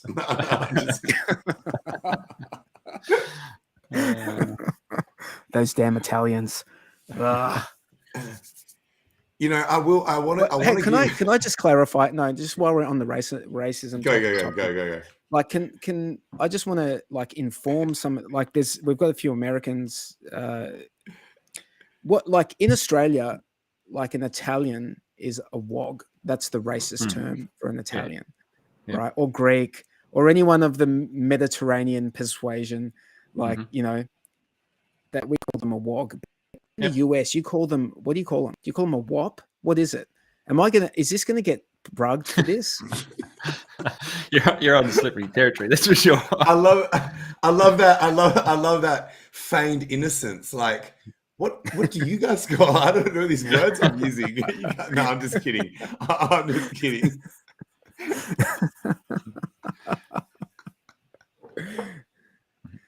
Yeah. But like, you're so in. I don't know whether this is true because I'm Maltese is my heritage as well. So you're a wog. You're a wog. I'm a wog, yeah. But we used to say that meant Western Oriental gentleman. I don't know if that's true. Yeah, that's the definition I heard as well. That's the definition I heard a long time ago. One of my friends said it because he was like, "This is wild." When you say the definition, it doesn't sound derogatory at all. Like it doesn't sound insulting. The thing that the acronym. He's like, what is this? We need to do better. We need more. We need something that's like actually more insulting. Like we need to level this shit up. but and just for the record, I don't take offense to it at all either. Like I don't either. Well, the rule is, I don't. The rule is that if you dude, we're an all wog stream. We are an all wog stream. Yeah, Did you realize that? Italian. I didn't. aren't you? I haven't doxed my background, but I think you can tell by my eyebrows that. but I do get people thinking I'm Spanish a lot. But whatever. That's a wog. So Spanish is a wog, dude. yeah, It's a- exactly. But I was going to say, very woggy. you're always allowed to use the racist slurs against your own thing. And now that you're just allowed to identify as whatever you want, just assume that whatever I say at that moment, I'm identifying as that group of minorities. Okay, so now I can say whatever the fuck I want, and no one can ever accuse me of being racist. Otherwise, you are actually committing a hate crime. So just be aware that I'm serious, bro. I don't make the fucking rules, bro. I don't make the rules, okay? I choose to play this game. So that's how we're gonna roll. This is good. We've got Oh, bro, Ash going in hard. Ash going in fucking hard. I want to read it. All right. You didn't read it. You didn't see it. Okay. Oh, did you already delete it? Yeah. No. Let me bring it back up. There you go.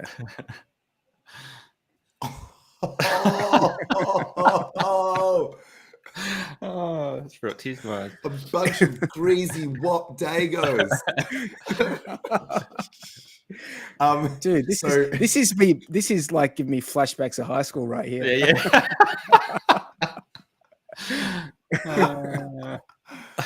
Someone says You know, in here I can that- tell you the last time I got called a wog. Can I tell you the last time I got called a wog? Greasy wog, actually.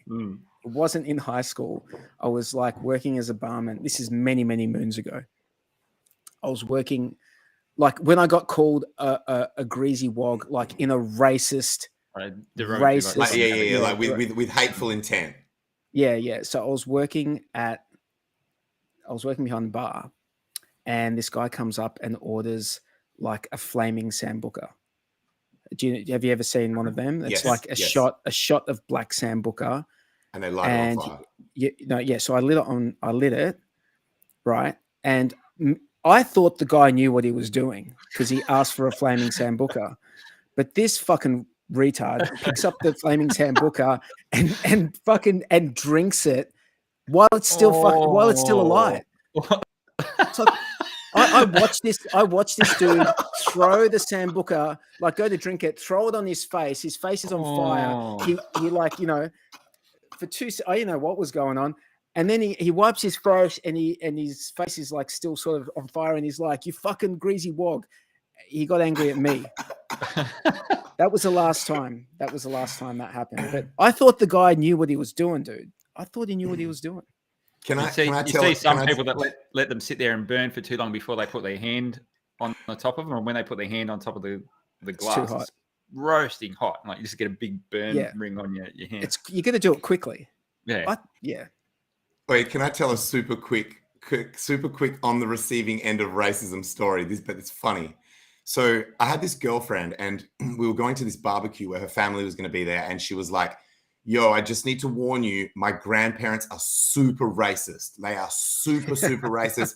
It's the generation that they were in, right? Like, don't like, and I was like, yeah, that's fine." Because I thought that she was warning me, "Yo, you're going to hear some racist commentary, and I don't want you to," not that I would, but like she pre-warning me to not like make it turn it into a problem for the party. Right. So in my mind, I'm like, I'm chill. Like, I'm not going to start that kind. I'm not like one of these people that's like, I'm not a Karen. I'm not the woke crew that is just rushes in to superhero the fucking conversation and be the word police. Right. So I thought everything was going to be G. I rock up at this barbecue. She introduces me to her granddad, and he's like, he looks me up and down. I fucking swear to God, this story is true. He looks me up and down and he goes, "What the fuck is this? Some kind of Mexican?" She's like hardcore racist. And I was like, bro, holy fuck. I was like, holy shit. And I was just like, oh, actually, dude. I said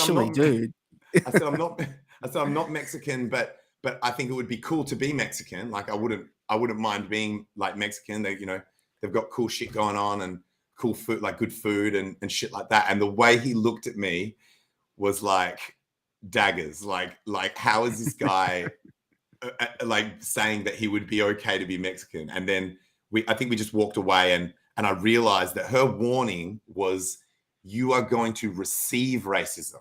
But she should have been more clear about that shit. She should have said like, yo, there's a chance that my granddad's gonna like abuse, like say something rude to you or something like that. She was not clear. But sorry, day 43, what's up? Not like the typical No, private I'm conversation laughing with too. our parents I'm and laughing. grandparents, where eventually there's a little bit of low-key racism thrown into the conversation. This was like, Yeah. This was front and center with me being the target. It was wild, man. It was wild. I love it. And I tell that story. I tell that story to people because I didn't take offense, because I didn't really. So you are going to marry this girl then? You know what's funny is I probably saw her on and off. Like if you take out the gaps in our relationship and do just accumulation of time that while we were together and we were good, she may actually be up there as one of the longest partners I've had. But it was very. Dude, you could have wrecked his granddad, like her granddad, so badly. You could have been like, I guess your granddaughter likes Mexican dick. Oh, I guess your granddaughter's a coal burner. Oh shit! You didn't raise her right. Like, I'm Mexican, but I like Australian tacos. Oh, bro, fuck, that would have been fucked up. Like, yeah, I may not have exited that barbecue intact if I had done that. Oh man, that's funny. Funny shit. I sort of, this sounds ridiculous, but I sort of miss some of those simpler racist times growing up. You know, not like not hardcore racist where I was, not racism to the level that some ethnicities have faced. Like this is very mild. Not hate. No, you're talking about. I would take non-violent racism over this fucking speech tyranny any day, bro. Yeah. Any day. Yeah. I mean, like doing stereotype jokes and things like that. I mean, we all hang shit on each other. If you've got good friends, we're probably hardest on each other as your own mates. Like you call each other out and make fun of them and things like that. I think that's just showing. It's actually less insulting. So so it's less insulting than an insult that is regarding your actions, right? It's like, this person is insulting me about something that is outside of my control and doesn't define me. It's not anything to do with me, my behavior, what I am as my quality of being as a person, right? So what they're really saying is, now you're just not allowed to say anything that offends anyone, which basically is where we're at, right? Like if someone else finds it offensive, then it's a hate crime suddenly. So it's like, you're not allowed to offend. So now I'm not allowed to go and tell someone that they're an asshole, even if they're being an asshole. So it's kind of, it's kind of this weird thing where it's like, did you want the shit that's not really that much of an insult, or now do you want the shit where now you can't say anything at all? And I don't know whether this is a cultural thing and Australians just hang shit on each other more as a friend group. Maybe any of the US guys in the chat, let us know if that's. I think it is in Australia. I think Australians do it more. We're pretty brutal in the way we hang shit on each other. Australians and Orca. Yeah. so when he identifies as Australian. When I say I miss those days, I want to just clarify. I miss those days, like as the person receiving. Not that I enjoyed receiving it, but I just miss the simpler times. And by the way, I just want to clarify. I never dished that shit out. That's not the way I was brought up. Like I was always brought up to just treat everyone as the people they were. Like, so if you're an asshole, I'll treat you like a fucking asshole. If you're a nice person, then I would also be nice to you. But yeah, I sort of miss those days, man. I really do.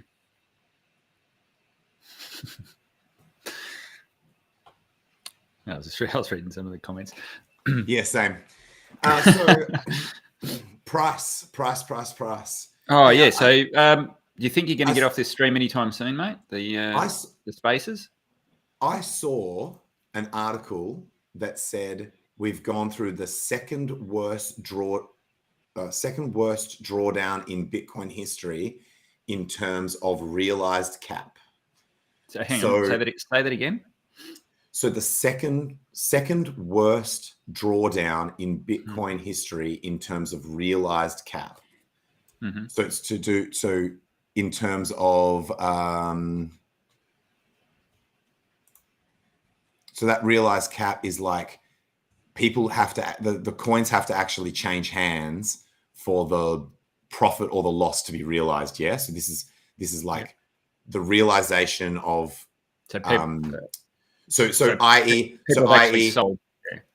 Yeah. So if a coin got bought at $1, that coin to this metric is still only worth $1. Like it's not worth, that coin is not worth what like it's not that coin, one Bitcoin times its current price. So there's market cap, which is current price, and then there's this realized cap, which is what was that particular coin that you're looking at, what was it last sold for?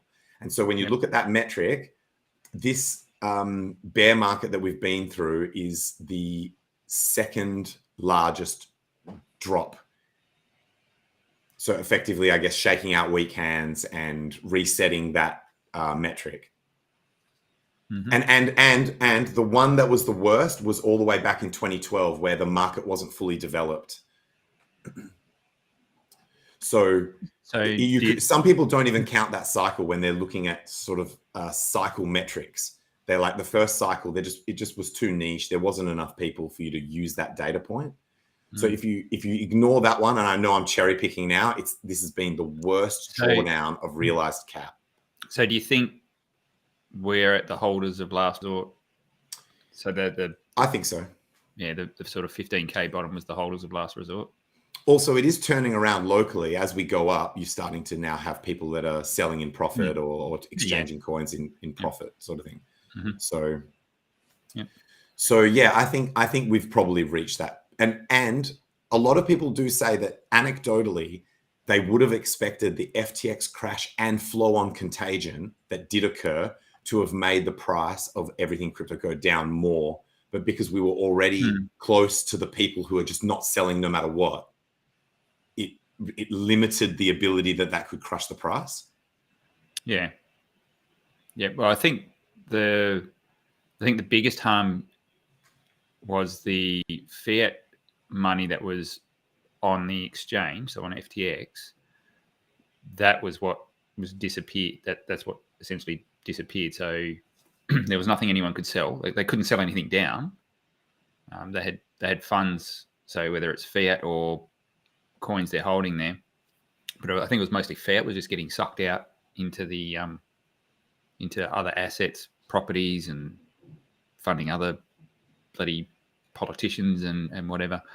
So I think the damage that could be done by those funds wasn't on market, wasn't on chain. It was localized to those people that had deposits there. I think maybe that was not the right term, but positive in terms of how bad it could have been. It's not like everyone was selling down Bitcoin or other assets on market. With no ongoing permanent implications of this comment, it's obviously not financial advice. It's obviously not going to be something. Should we go around the room and say either whether or not or what percentage we still believe in Richard Hart's 11K prediction is likely to come true, with the caveat that some people there's someone dug up a clip of him in an interview saying quote, it is possible that with all the money printing that the 11K is effectively 15K, which is where the price has been to. So in the context of that, what are your thoughts? I think it's less likely now. Yep. I mean, it's like you look at the chart and you would go, yeah, all things being equal, it looks less likely. But who knows what the hell's going on in the rest of the world and what the plans are and how that ultimately impacts the market, because we've never been here before in terms of we've always been in sort of a relatively uptrending inflationary environment, which we don't have now. So who knows how things are going to perform, and that could change what can happen. But it seems like markets tend to predict or predict is not the right word, factor in and price in where they think things are going in the future. So True. So we could still have worse figures coming out from the Fed and things like that, but it's already been priced in. So maybe we're in that, we've gone through that trough, and yeah, it's going to be shitty for a while, but that shittiness is already priced in. So that is true. That if it's especially in a speculative asset, people are speculating, which means they are looking forward. And if they think that's right, the Fed pivot's coming or something like that, then it's likely to happen before. That's right. Yeah. Also, do you think hexagons are going to take that clip of Richard Hart saying, "Look, the bottom could actually be 15K because of all the money printing," and take that clip, smash it, and do a victory lap? Because I'm down with that. If people want to do that shit and say, "Well, he got it right." I think it's disingenuous. I think it's a bit early to do that. I think it's a bit early. 43. Same questions to you. No. I'm not talking about. I'm saying if it gets to a point where it's clear that we've bottomed, then they could start getting that clip and being like, "Look, Richard called it. 15K, baby. 15K, baby." I think it's hard to definitively rule out a bottom until we are pumping up again and not retracing. Of course. Yeah. It's more than, let's say, that 30-35% retracements, like for a significant period of time until we're back above all-time high, and then obviously you can rule it out. But I think the points that have been made previously are very legitimate when it comes to BTC and what is potentially going to be sold onto the market. Like we know that there's the Mt. Gox coins. We know that July, they reckon. Yep. So there's that'll get kicked down the road again for sure. Yeah. The lawyers are making more money the longer that goes on, so they're in no hurry. Silk Road BTC. Like who knows what effect that would have on the market? Who knows how careful the entities who sell those down, how careful they're going to be. I mean, I would have thought some BTC people would be happy, like BTC people who have Mt. Gox funds would be happy as fuck to sell at 20K. A lot of them, if they're like, I would have thought that, because when they had those funds back in the day, I mean, how much were we talking about? But they've seen it go to 60, right? Like in their mind, they're going to be like, this thing was worth 3 times as much. Like it can, like that. I don't know. Dude, a bird in the hand, bro. A bird in the hand is worth 2 in the bush. And like some of these people might be like, fuck, dude, I bought this shit at $100. I'm happy with 23K. I'm happy as fuck with 23K. But the market's changed a lot, and these guys have seen the cycles go up and down and up and down. They're probably not noobs. They've probably been following the price of this shit the whole way along, thinking they're going to get their money back. That's the point I normally make. That's the point I normally say to people. They've been forced to watch the chart, even if it's only been intermittent, like once every half a year or something. Because we keep getting these emails sent to us that sound promising. So you think the coins are going to get released within a reasonable time frame. You would go and look at the chart, even if you're not a crypto person. And then it never happens. So look, I think the ones who willing to take an educated risk would probably not sell immediately, but there's definitely going to be people who sell immediately, are happy with a 200x or 300, whatever gain that they've made. they'll be very happy with it and they'll sell. And you don't also, get your whole bag. But also, people might not sell their whole bag. They might just sell part of it. Yeah, But exactly. you don't get your whole bag back anyway, do you, Tangent? It depends which one of the things you choose. There's two options between that, like immediate or delayed. But even when it was delayed, you're getting 100% of your coin count. No. Oh no. Sorry. There's two different things going on. I've just realized what you're talking about. No, you don't. No, you don't get 100% of your Bitcoin Original back. coin count. You don't get 100% of your Bitcoin count, and you also don't get 100% of what you are going to get if you choose the delayed option. So of your original, let's say you put 10 Bitcoin in. Do you know roughly how much you're gonna? So it looks like it's going to be about 22%. Okay, so for people who pick immediate payback, which will be like July, hopefully, and then if you're willing to do the delayed one where you get a payout at the front and then you get like these installments later, then you get maybe another few percent, 2 to 3% more than that. So you can get up to a quarter of your BTC stack if you're willing to wait, but that's going to depend on how long that litigation takes. And but that helps for people who aren't a part of this, people who are picking that delayed option. And also the other thing that's interesting is, well, it sucks for me, but you can't see what other people are picking. So you can't try to game the system where you're like, oh, not many people are going for the delayed, I'll go for the delayed. Like you don't know what other participants are choosing. So I'm just going to go for the instant payback. I can't be that litigation could drag out for like another 4 years. And it's not even a significant amount more. It's not even a significant amount more, dude. It depends how big your bag. It depends how big your bag is. Like, as in 3% of a massive bag can be pretty big. As a percentage, it's still not like correct. Even if it's like correct. The difference between 20 and 25%, we're still only talking like, a 25% difference. Absolutely. If you are confident in your ability to take economic energy and make gains, you would definitely not pay that price. But Tangent, even if you're not confident that you could make the gains, how could you be more confident in the people handling those funds? Like, how could you have more confidence in them handling the funds than you just having them and saying, fuck it, like, I'll just have them even if it's less? Like, how? No, that's a legit thing. That's legit, dude. I would not have any confidence in any of the shit that those guys are doing. They're actually pretty confident what the outcome of these court cases is going to be. The only reason that they can't just be like, yo, we're so confident we're just going to pay you out is because they can't be sure exactly what the amount is going to be. So they're fairly confident that if you do pick the delayed shit, you will end up with more money. You will end up with more money if you pick the delayed one. They are confident of that. Yep.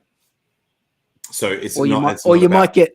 So it's what I'm saying. It's not a gamble. No. It's not a gamble. Yeah, or maybe none of us will ever get anything, and they'll just keep dragging this out. But or they get to the last person, or they get to the last people, and they're like, "Oh fuck! All the Bitcoin ran out. Sorry." Like, it's like you want to be first in line. I don't want to bore the audience, but they've got little ways that they are taking care of these types of things. They've got this system set up of exactly how this is going to work and how this is going to play out based on the shit where no one's going to get. So you can see coins sitting in a wallet.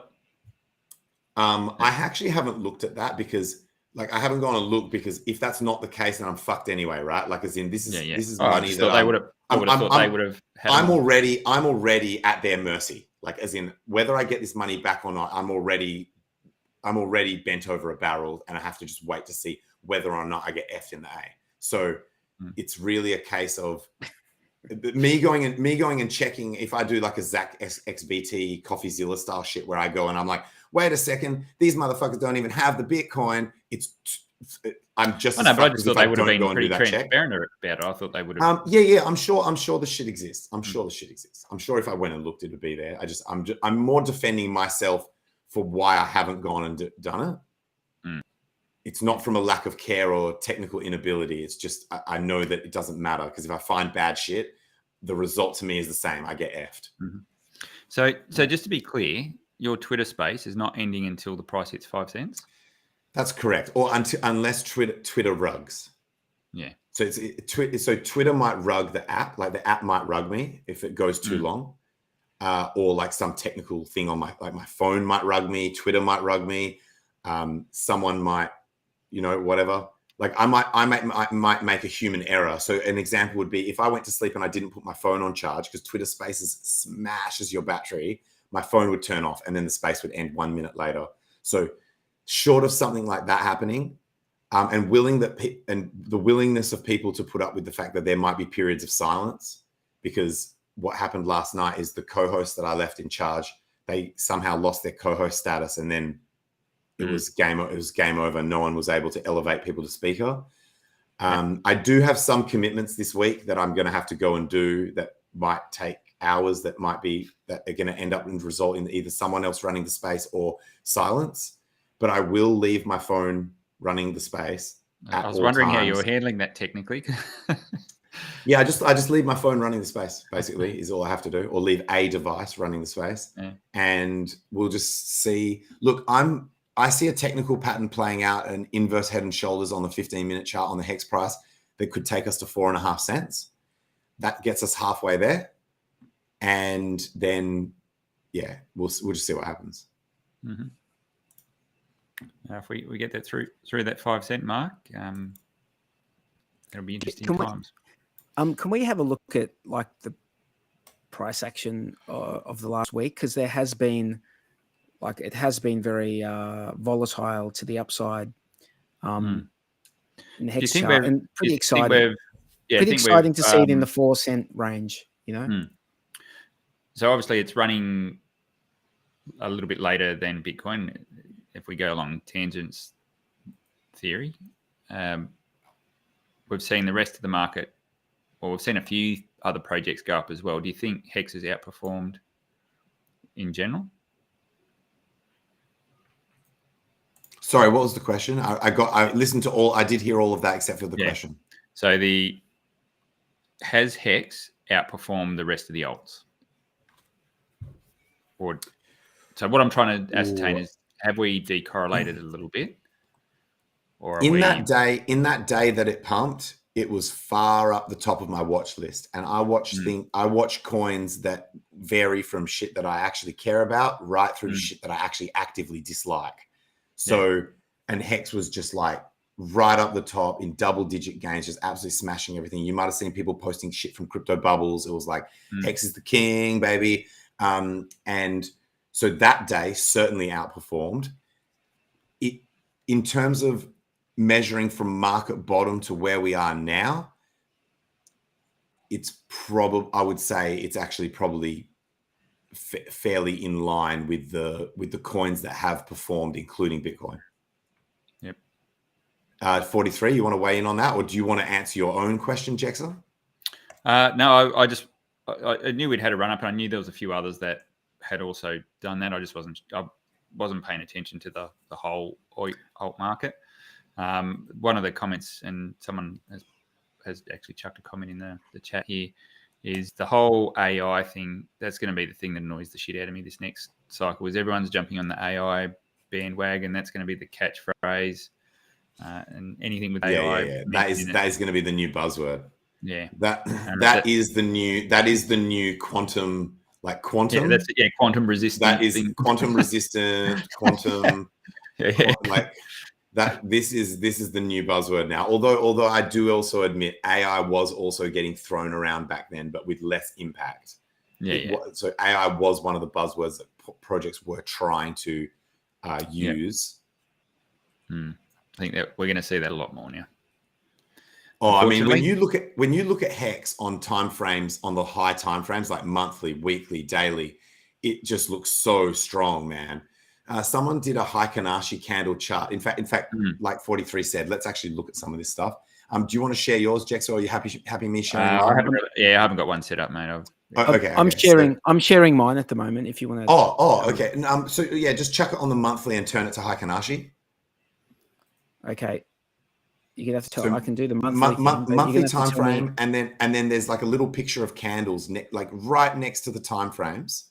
There's a little picture of candles, and if you just click on that, you just get to choose any the candle type that you want, whether you want line chart, Yep. candles, There we go. hollow candles. There's Heikenhashi, right? So Can I count how many greens we had and then how many reds we had? We got 1, 2, 3, 4, 5, 6, 7, 8 greens in a row. And then we had 1, 2, 3, 4, 5, 6, 7, 8, 9, 10, 11, 12, 13, 14, 15 reds in a row. And now we've got a green one. Wrecked, fucking wrecked. No, but look, the number of candles isn't necessarily significant. It's more the fact that this style of candle helps you to identify momentum trends without having to use external indicators that are not the candle themselves. So here with Heikenhashi candles, the candles themselves are almost an indication of momentum. And as you can see, we have had our first green. In fact, it's not even ended yet, right? Like we haven't even closed this candle. We are just in our first active green Heikenhashi candle on the monthly. This is massive, right? So technically, we could still end up low. You could still end up in the red, yeah. Yeah, but shut up. No.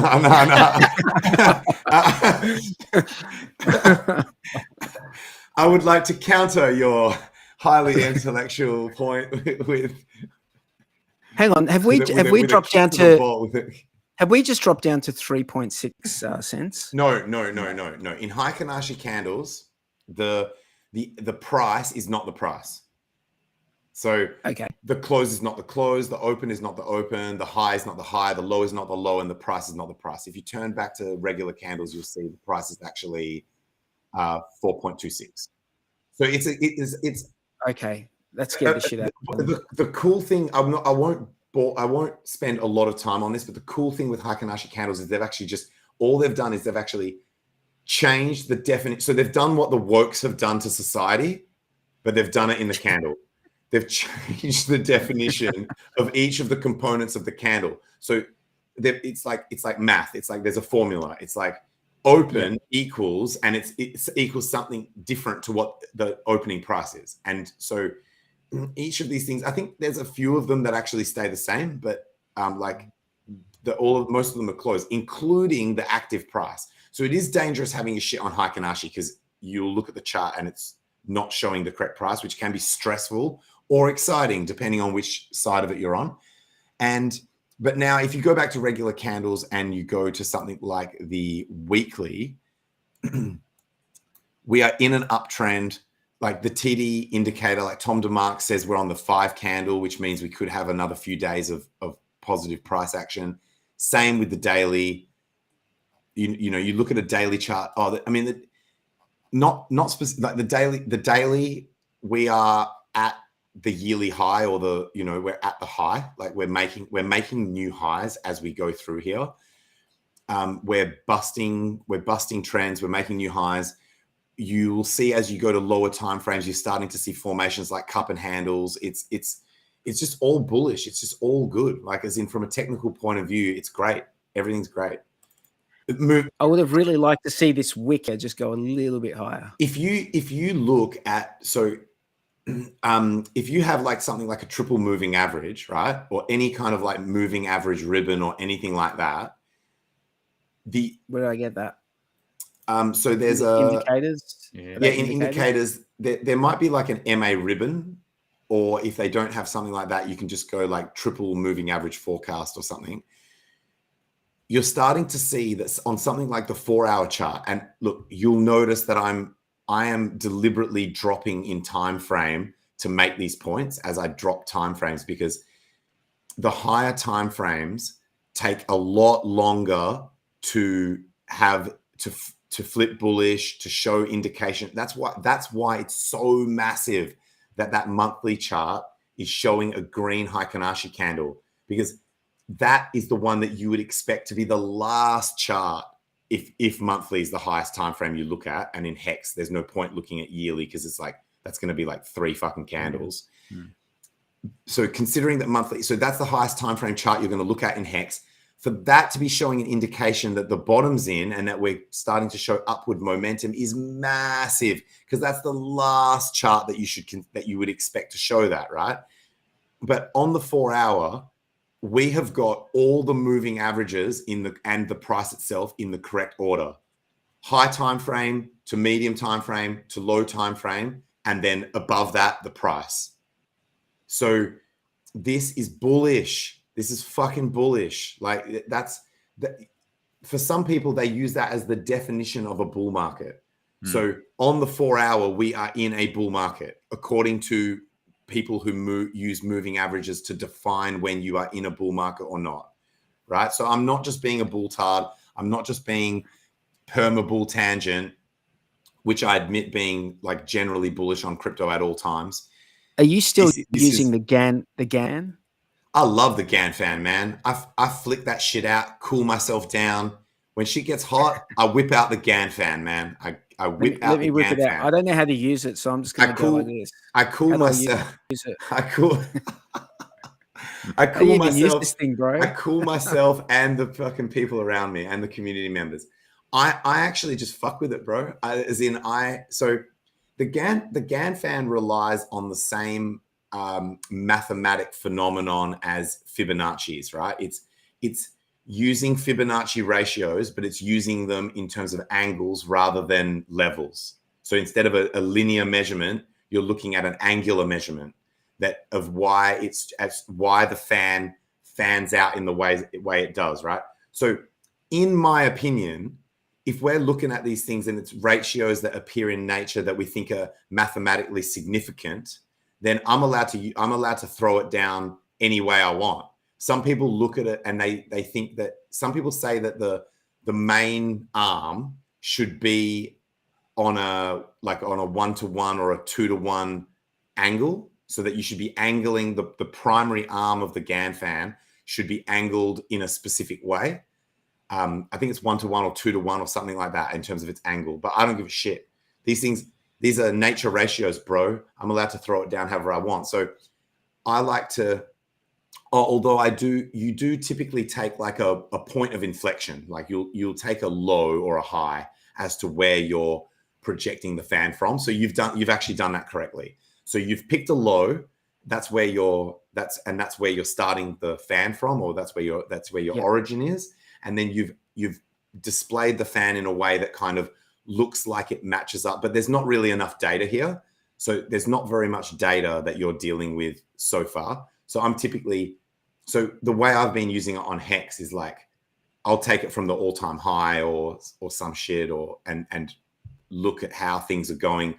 And realistically, what that's doing, when you take the GAN fan from the high and you project it downwards, and I love what's happening here, how I'm commentating and you're like doing the actual visual work, is you can just think of it as different descending resistances that we have broken through over time, right? So regardless of whether you believe in the GAN fan or whether you believe that it has been implemented correctly on the chart, realistically, at a minimum, it is showing you lines of support and resistance that have operated on an angle, right? So these as opposed to say horizontal resistance and support, these are angular resistances and supports. And obviously with all these tools, they recalibrate themselves when you've got log turned on. Your chart is now log, the candles respect log, and the tool respects log. So you'll notice that the tools themselves adjust when you flip between log and linear. So this is, so if you just want to look at it in its most simplest form, you can cheer as those angled resistance lines get broken by the price action. And I like to see HEX just move across. Obviously, HEX can do that just even when it's grinding sideways. It can break these descending lines of resistance. And when you look at you look at where we are, we're moving. I think when we get above 5 cents, we will have broken the last reasonable, able to be drawn downtrend in HEX. If we can, on a horizontal, if we get above 5.3 and do a retest there and hold 5.3, shit's going to get crazy. Yeah, boy. I saw some stuff about liquidity That's what I like to during the hear. week. That there's like it's not very thick. Should we have a look at the what is it? Is it info? App. Oh, is it app.uniswap? And then I usually go I'm from there. I not- go to charts. I've got the chart, but I personally don't put a lot of weight into this. I don't know if you guys remember. Do you guys remember we used to look at this and it would almost always do the opposite of what you would think? You look at the liquidity and you're like, oh shit, this looks like it's about to go hardcore this way or that way. And it would almost do the opposite like every time. Yeah, So if people are trying to get yield out of liquidity pools, they're going to adjust their pool.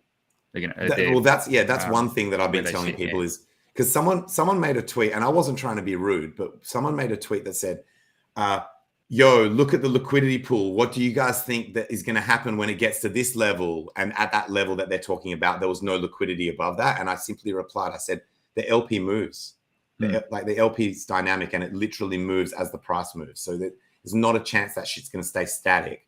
I would love it to in terms of on the upside, because then obviously the answer to the question is, so the answer to the question is, if the LP doesn't change, then we're clearly going to the effing moon. But that's not a realistic assumption to be making. So, yeah, you guys want to comment? I think, I think the general comment is you might have, if there's a sudden price movement and it happens that such that the LP providers don't have time to modify their positions, then you'll get those big moves up, and that's when you'll see big candles or big wicks. Sorry. Good point. Really good point. But then as soon as, because these are pretty active positions you've got to manage. If you want to make the most of them, then they should be getting adjusted almost daily. Yes. Just to try and keep range tight on where you're providing your liquidity. And they probably have, like, maybe they've got ladders of liquidity as well. So as soon as one drops out, then they'll move that forward up to the top of the line to catch the next wave. So I would imagine that happens a lot as well. Yeah, that's correct. So if you're right, if the price moves faster than people can think and see and observe and move their liquidity, then you will get these massive price movements. But then you also have nothing supporting the price up at that level because it's just thin all the way back down. So i.e. wick. Yeah, that's a really good point, Jack. So thank you.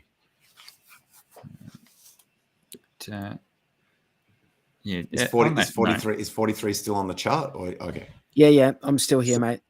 So basically what I'm seeing on HEX is we've made I mean, we're making higher highs, we're making higher lows. It's all good, brother. It's all good. The community's come together. They're all holding hands and singing now. We needed something, man. We needed something. Oh, bro. We've been, bro. We were wandering through the desert. Lost. Dude, we were like the understatement of the entire HEX roaming through the project live. As much as the updates come out and most people don't understand what the hell they mean, do you think that's been a net positive thing? Yes, for Richard to start doing that. Yeah, I think I'd agree. Yes, yeah, absolutely. Now, an accusation came in from a very disliked member of the community in the spaces. An accusation came in that was, who was it? The only who said reason, that shit? Who was it? The same guy that you mentioned before with the profile picture that has got text that disrespects Richard. Same guy. He said he made this like logical, like he made this he made this theory or this thesis that had all these logical flaws and leaps of faith. And one of the problems was, he said, that was the only reason that made the price go up on HEX. And I said, that's true. You're mistaking like correlation and causation. Like you're fucking up correlation and causation, and you don't know that for sure. You can't prove it. And so while I agree, I think it definitely was a positive and may, I think it was a factor in getting the price to start running up. It definitely was not the only reason. And I've said this all along, reflexive price. Richard has said it. I've said it. Price up equals price up. I just want to clarify that in case. I heard that guy talking. I heard him talking about Class as well, which I didn't think that was very fair what he was saying. Yeah, he was misrepresenting what she said. Like, exactly. Yep. I tried to re-clarify what. No, but then she came on and she didn't need anyone to. Yes, defend her. She came on and she laid the smackdown pretty convincingly. But one thing that I noticed that the guy said is that he'd only been in HEX since 2021.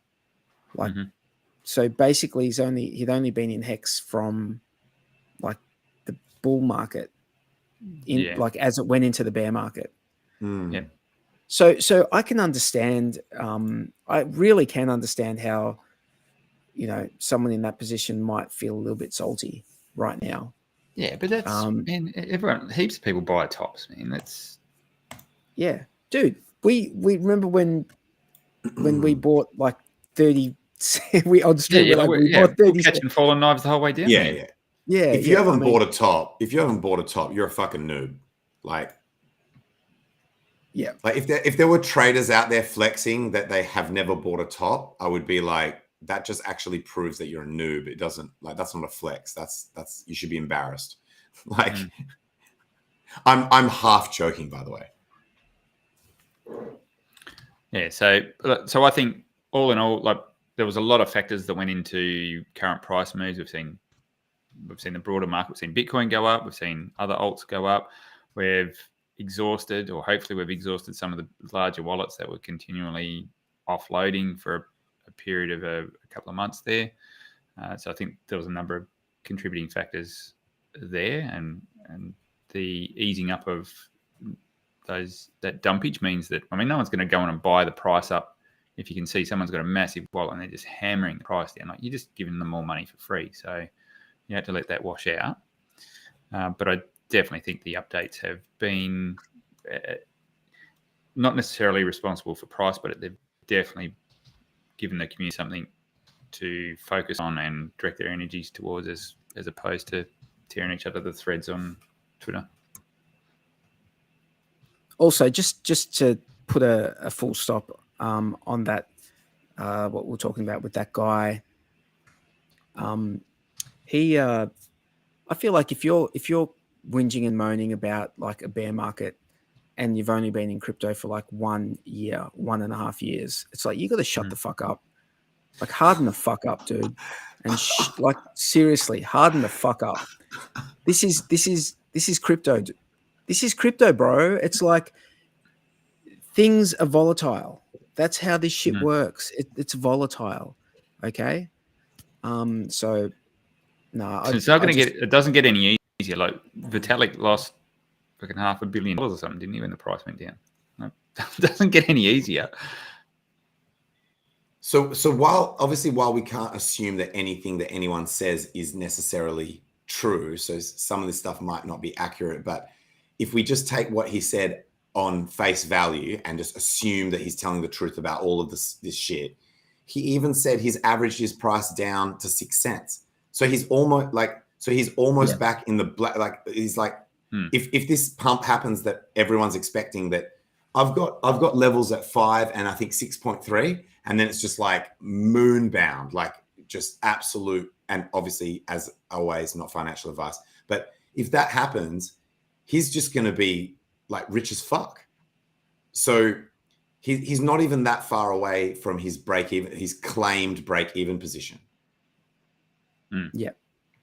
He's not, and he's not really even staked, which is fair enough. You don't have to be staked if you don't want to.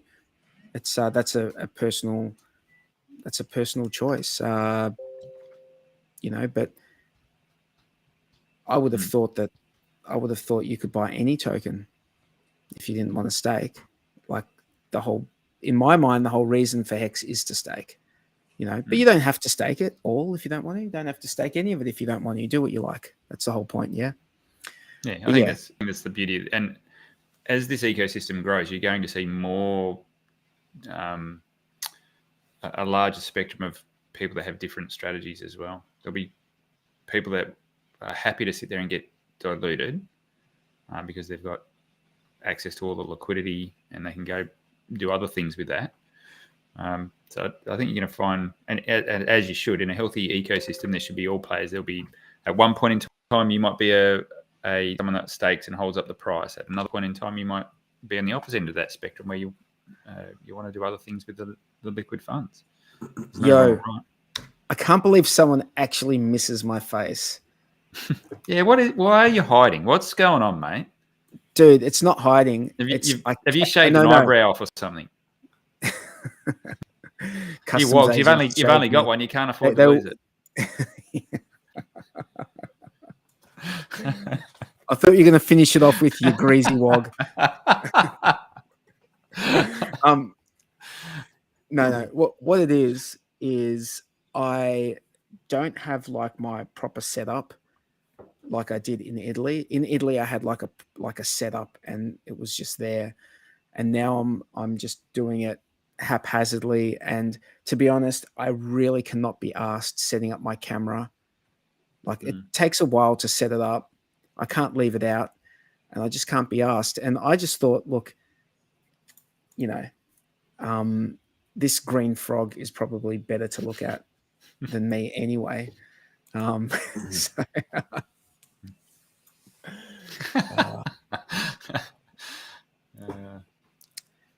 just read the comments.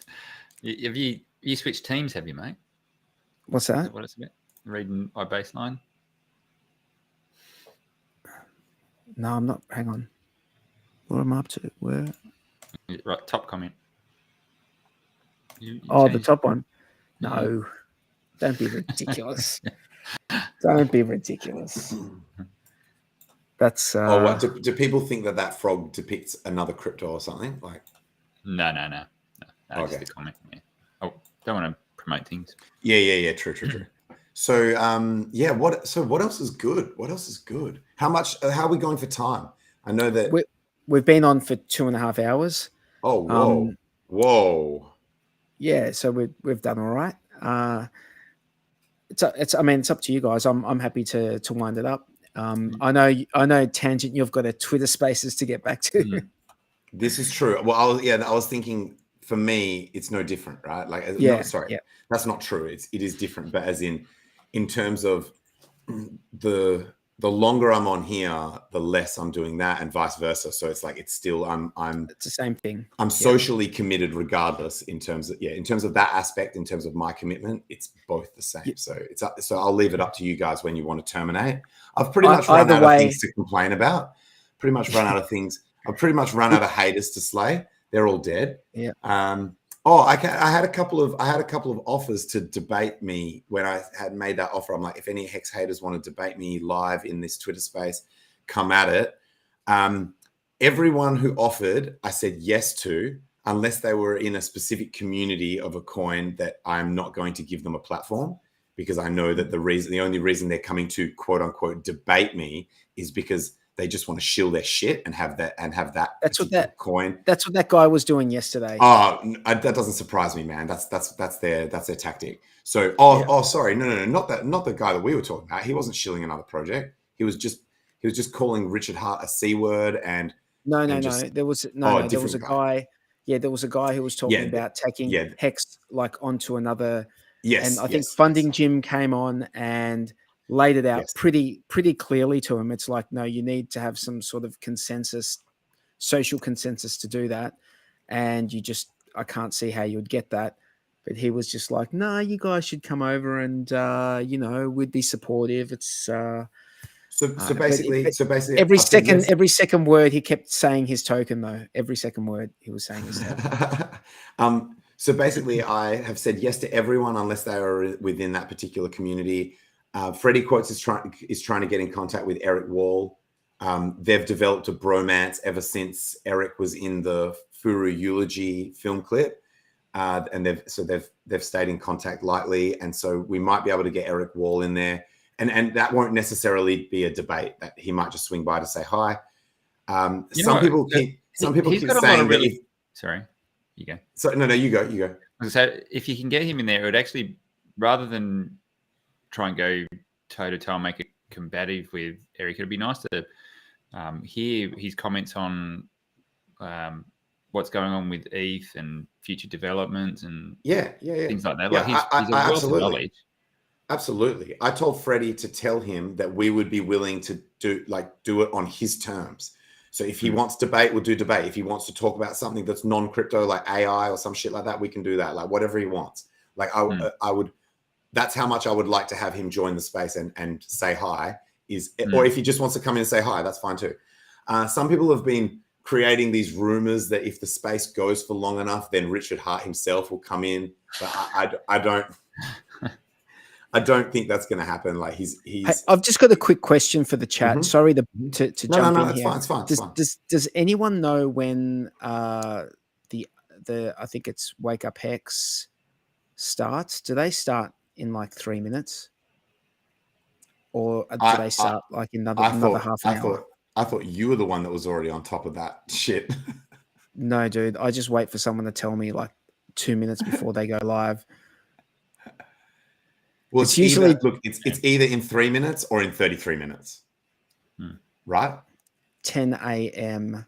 So what time is it now? 2 hours away. Okay, we're sweet. 2 hours away. No problems. Oh my god, that's forever away. In crypto time, that's a 10x away from here.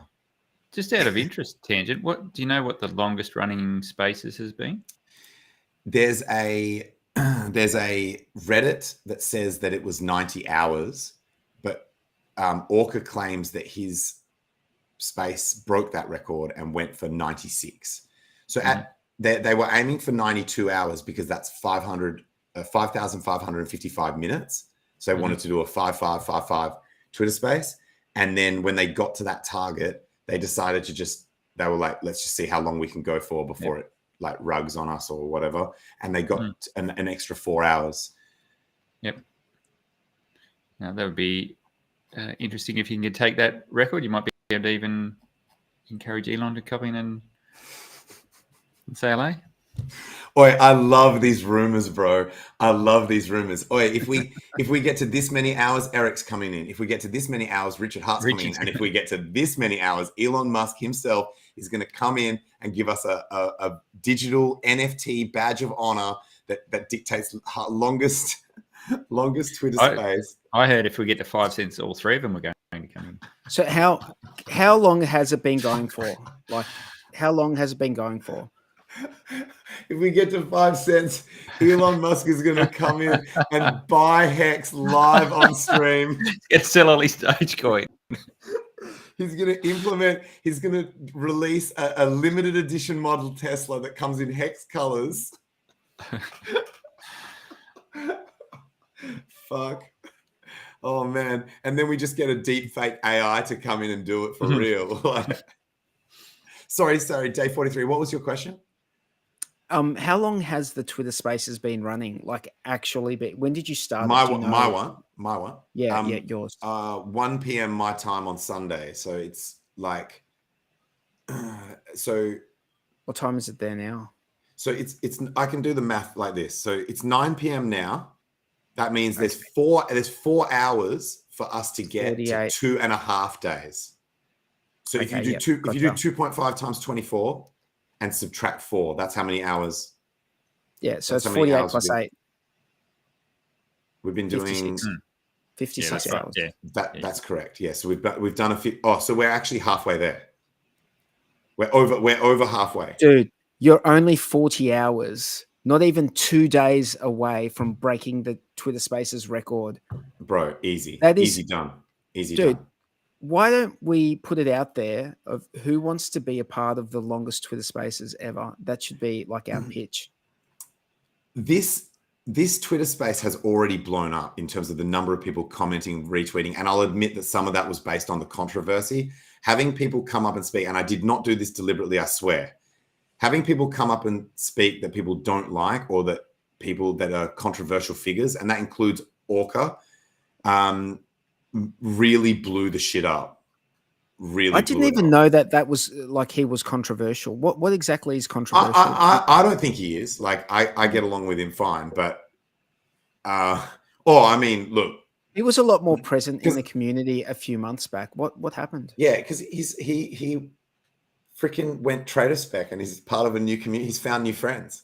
He's playing in a different yard, to use his own analogy. Okay, it's like that. So it's like that then.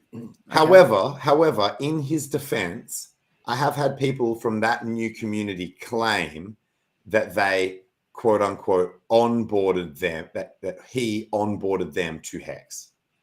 So while in that community, he has said to them, hey, look, I also think HEX is a very high quality cryptocurrency project that you guys should actually check out. Now, he's actually a master of stealth shilling. So he would have done it in a way that is tactful, diplomatic, and that sort of thing. And so if he's already gained the respect of the people within that community, what he is doing can be of benefit to HEX. However, when people attack him, he's like, fuck you guys, I'm not going to shill your bags anymore, even though our bags are his bags, because he's staked, because Richard Hart is a genius and created a way to make it so that people never can fully drop their bags unless they're D01 and are willing to take a massive penalty. So HEX's design is already working in our favor. So I'm not saying he would have necessarily done that, but he's possibly an example of someone who may have actually left our community fully, but he couldn't because he had stakes locked up. So, hey, Johnny, Mr. Johnny Chaos, have you just woken up, or have you been listening the whole time? I actually don't know much about this good texture guy. I remember the name. But I don't actually know the history, and I probably don't care either. Like, as in, no. Let me tell you. Let me tell you just a little bit of the history that I remember. I remember watching a stream, and I think he was arguing with someone who wasn't. He was on arguing stream. with Richard. He was having No. This is like a stream where it was just him, and he was arguing with someone. Like, I don't know if it was, it sort of seemed like it was his woman or something. I don't know. Maybe I don't know. But it was just, I remember that stream and thinking, I don't think I'm going to watch any more of this guy's streams. Okay. I see. He thought the mic was off or something, or? Yeah, you need to see that stream, dude. Oh, bro, that's a fail, bro. That's a big L. That's a big L. Holy. I haven't even seen that one. Like, I thought it was just more the way he was behaving in the community in general and some of the shit that was said. And yeah, and RH tore him one on stream at one point as well. And I think he got a little bit salty at that point. But he's still kicking around. You still see him. He chimes in every now and then on Twitter. So he's got bags still, I think. So. Oh yeah. But yeah, I haven't seen that stream where he is. I'll send you the address. I'll send you the address. You can check out his bags. Okay. Wait, did he dox himself as well? We'll talk about it later. Yeah. So, okay. Yeah. So, oops. So yeah, that's all good. That's all good. That's Johnny's right. And then there was the whole Ep.142 thing. Yeah. Which I'm not gonna lie. I did double in that and then set something up and forgot about it. And then they done a massive airdrop and I made bank on that one. Oh, actually, hitting about shit. Same. I got the governance token or whatever, and I just dumped it. Like it was worth so much money, it was ridiculous. Yeah, it was crazy. That was probably the biggest airdrop I've ever got. And bro, in your defense and my defense, when it first came out, unless you're like galaxy brain like Richard, and you can like preemptively think through it and go, no, that's dumb because of this, and this reason. I thought it sounds like this mechanism might help to keep it stable. Like I might just. I think I was just trying to buy it when it was low, like because so this is the way that I saw it. I'm like, if this is something that is designed to gravitate to $1, but so there's a system in place to try and keep it gravitating to $1. However, it actually has these massive swings. Then you actually know when you're buying low and high. The further below dollar you are, that's low. Whereas You know how some people say buy the dip, buy low, sell high. Bro, where? It can always go lower, it can always go higher, right? So it sounds smart, but it's actually dumb because no one knows where the fucking highs and lows are until in retrospect, once the chart is formed. I think nonce. So I think what the worst thing on that one though was it was a rebasing coin. So exactly, it was terrible. It was terrible. Yeah. It was terrible. However, I thought maybe this asset will be easier to trade because you've actually got a sense of what is low and what is high on this relative scale. It's below and above 1. So I started fucking with it, and I got that airdrop as well, and it was sweet. I think the nut that they were trying to crack, and this is exactly what Terra Luna was trying to crack as well, is algorithmic stablecoin, which I think it's inherently hard to crack that nut.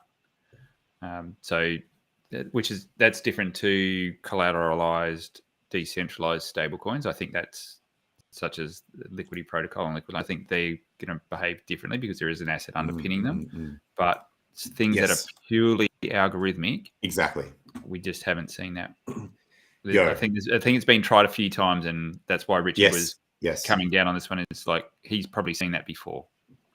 I personally never crack nuts, but I always bust nuts.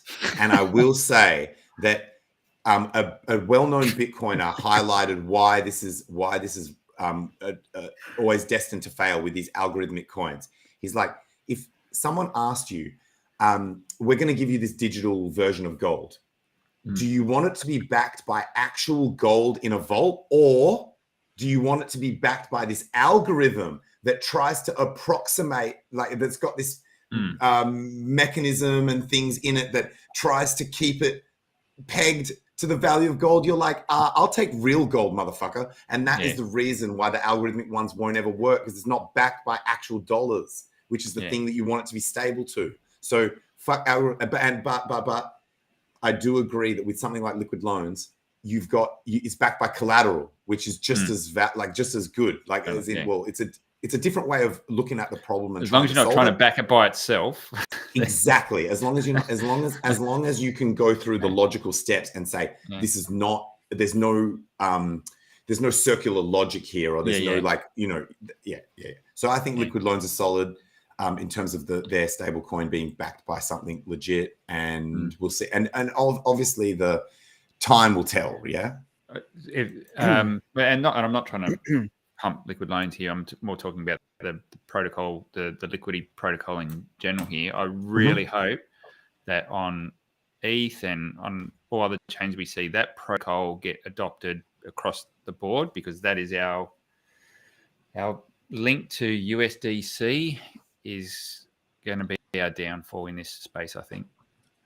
Yeah. So if we can get that right and have that port in a storm when it's needed, but it's done in a way that's all on chain, and we don't have these counterparties, that is next level for us in this space. You know what I think is cool about PulseChain is, in terms of the stable coin risk, if you were to look, where would you place USDC, assuming that they even come over at all, which maybe they won't, assuming they come over, in terms of the most used stable coins, it probably won't even crack top 5, because you're going to have Richard Hart will eventually have his, which everyone will respect more than USDC. Ones that are made by ones that are provably trustless would be another category that will smoke that shit. Ones that are created by people who are known within the HEX community or linked to some protocol that was built by people within the HEX community will all. So it's just like coins like USDC will just get pushed down and down and down and down the list in terms of like their adoption or total value locked, or whatever the metric they use to say how many people are using that coin. So that's another thing where in the long term, people are going to look back at PulseChain's existence in its early years and be like, damn, that shit was well protected against all of these threats that maybe we didn't even see how bad that shit was. So then the more, just like HEX, the more shit that fails around it in crypto and DeFi, it just makes HEX look better and better and better. I think those same things are going to happen with PulseChain. The more shit that goes wrong, people are going to see that, like, wow, stuff I didn't even think was going to go wrong. PulseChain was protected against that shit. Like it's going to be hectic. Hey, Jack, I got a question, Jack. So just in relation to that liquid loan stuff, because I've always thought to myself, okay, well, there is the risk of, the price dropping so much. Well, what happens? Like if the price drops heaps, you could get liquidated, right? So the question is, right? I just want to frame this properly. So HEX has done a 96% drop. Mm-hmm. If Pulse did the same thing, right? Yep. How what would your how collateralized would you need to be safe in that particular situation? Yeah. Okay. So what I want to put in, let's get the context right here, because we're talking about, if we just focus on the stablecoin thing, because that's the important thing. I think the takeaway out of this conversation is the function of a stablecoin. So before I go into how that works on the liquidity type protocols, I don't think people understand how risky it is that USDC is so pervasive in DeFi. It is the thing that will undo this space, because it is fed and weaved through all these protocols which then interact with each other. It is the biggest threat to DeFi and crypto that I agree. Yep. And if you don't realize that, you need to get on board with that and understand it, because that is going to be the choke point where we get fucked over eventually. That's why there's a big push to regulate stablecoins at the moment in the US, and that's the thing that they're driving on mostly, is trying to pin down stablecoins, and there's a reason for it. So if you think, we should be rooting for protocols that are decentralized. So in turn, just to cover off on your thing, 43, the important thing is that the price of Pulse can keep dropping down. And let's just say it does have a big drawdown. The important thing is any dollars that are minted, so any of these USDL or LUSD, depending on whatever protocol you're using, as long as you can always redeem that for $1 of the underlying asset, that's fine. And that means that stablecoin you've minted is redeemable and it's backed. And that's the important thing. So that means the price of the collateral can drop, but as long as the stablecoin value is still worth $1 of it. And what's important is you use something that's not part of the protocol itself. So that's how Ampleforth got into trouble, because it's sort of rebasing. That's how Terra got into trouble, because it was the thing it was depending upon was part of its own protocol and had a positive feedback loop on the way up, but a negative feedback loop on the way down. So as long as the collateral that is protecting the value of that stablecoin is not inherently part of the protocol itself, that's okay, because the protocol doesn't determine what the price of that asset does. That's something entirely separate. So that's the importance of the liquidity protocol. In terms of getting liquidated, yeah, sure. If you don't, if you borrow against your collateral and there's a big price movement and you're not managing it. Can we use some numbers here? Let's say you put in $2,000 worth of Pulse, right? Yeah. And you take. Okay, it's simpler than that. And you take. It's much simpler than that. If you borrow 10% of the value of your collateral, you can withstand a 90% drop. Okay. So that's the sort of. So if I put in $2,000 worth of collateral, then I can, to withstand a 95% drop in price, I can only take out $100. Correct. Yep. Okay. I just think it's worth people understanding. No, but I'm not like, and it matters where you are in the cycle. Like, so there's a lot of things that matter. It matters where you are in the cycle. It matters what your goal is. So are you trying to take, as the price run up and we're having a blow off top, and then that's when you put funds in and you're happy for the price to fall through and get liquidated, because that's your stop loss selling down. But is that right? $100, like a 95% drop would mean that I could only have $100. Yeah, I think your math's right. Yeah. So you can Yeah, borrow but- up to 90% of the value of your collateral. I think Okay, that Jexa would be mentioned though, $200, right? but Jexa mentioned that you can Up you to can 90%. adjust you can adjust it. So what you're trying to protect yourself is like a flash drop that happens literally while you're asleep of 95%. If you think that a crypto asset, Yeah, there's two like, things as in- there. So a wick, like you shouldn't That get is caught true. by a wick. Yep. So, yeah, sorry, bad example, because the wicks don't, you need, because someone needs to run the thing, right? Like, as in, well, it's not even that. So the way the protocol works is it's obviously pulling in price feeds, and if the price feed is instant and you see a wick, then yeah, you'll get crushed. And that's what happened to, what was the protocol the other day that got hammered because they implemented a price feed incorrectly. Can't remember what one it was now, but there was one that come across my desk where they'd incorrectly use a price feed, and they were taking the instant price feed as opposed to a time weighted average or a delayed price feed that could have been disputed if it was manipulated. So it's important how you use price feeds.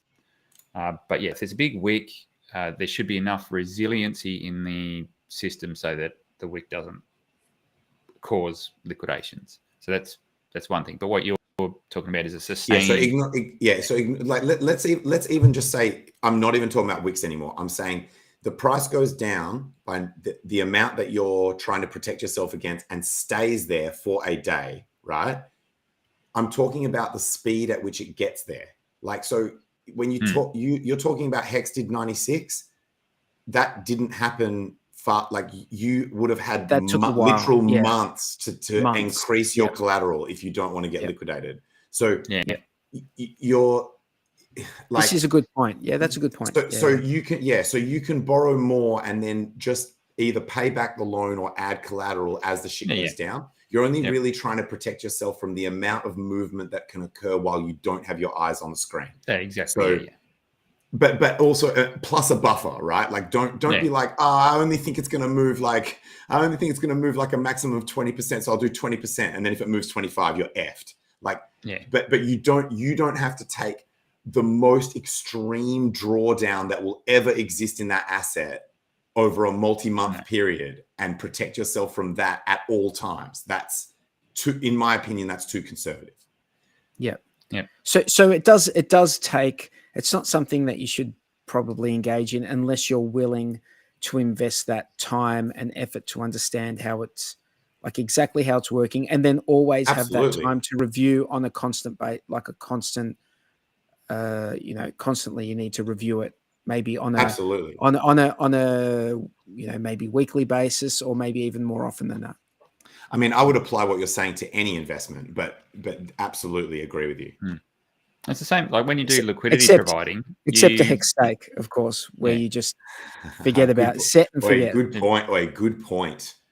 If you're doing, one any rare exception of a HEX stake, if you're doing any active strategy, you got to look after that shit. Like, yep, that's true. The way it works. This is true.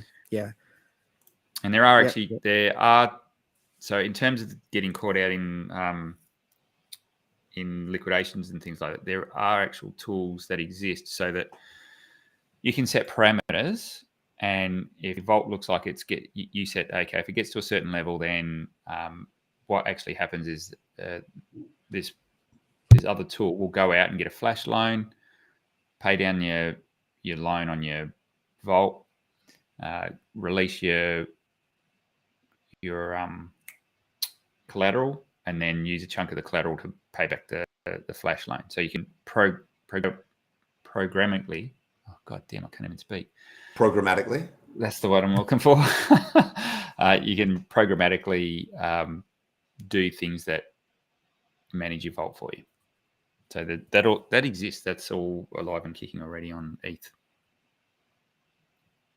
So those tools do exist.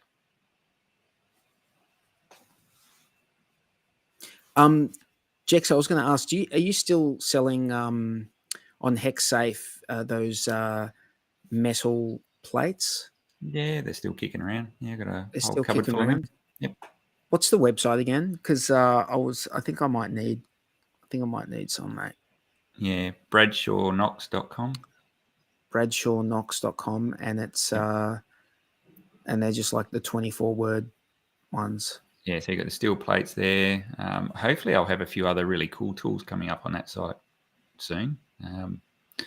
So yeah, I've been working with the dev over the last 6 months, and we're at the pointy end of having something to release. And don't worry, guys, it's not another sacrifice or a cash grab. This is some pretty cool, useful tools. Is this what we've talked about? Yeah. So essentially, it's a vault that. These are actual.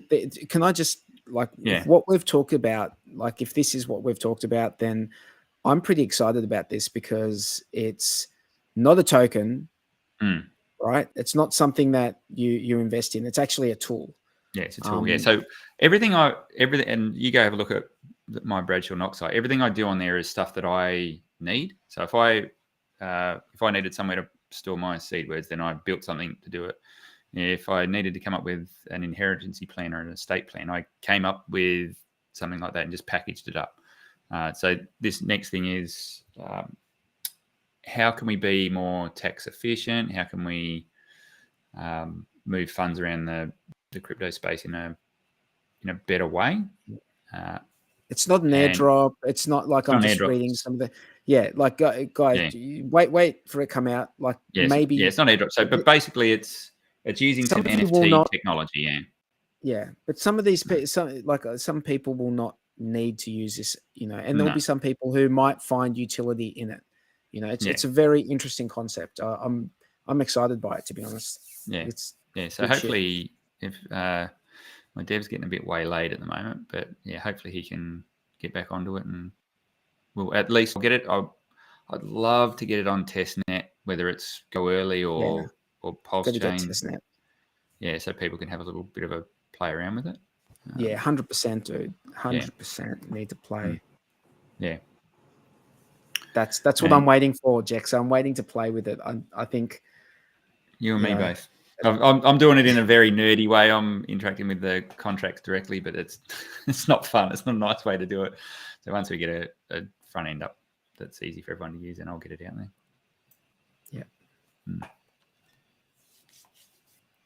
Yeah. Hopefully in the next few weeks. Oh, good. Well, on that note, any last words, Jexer?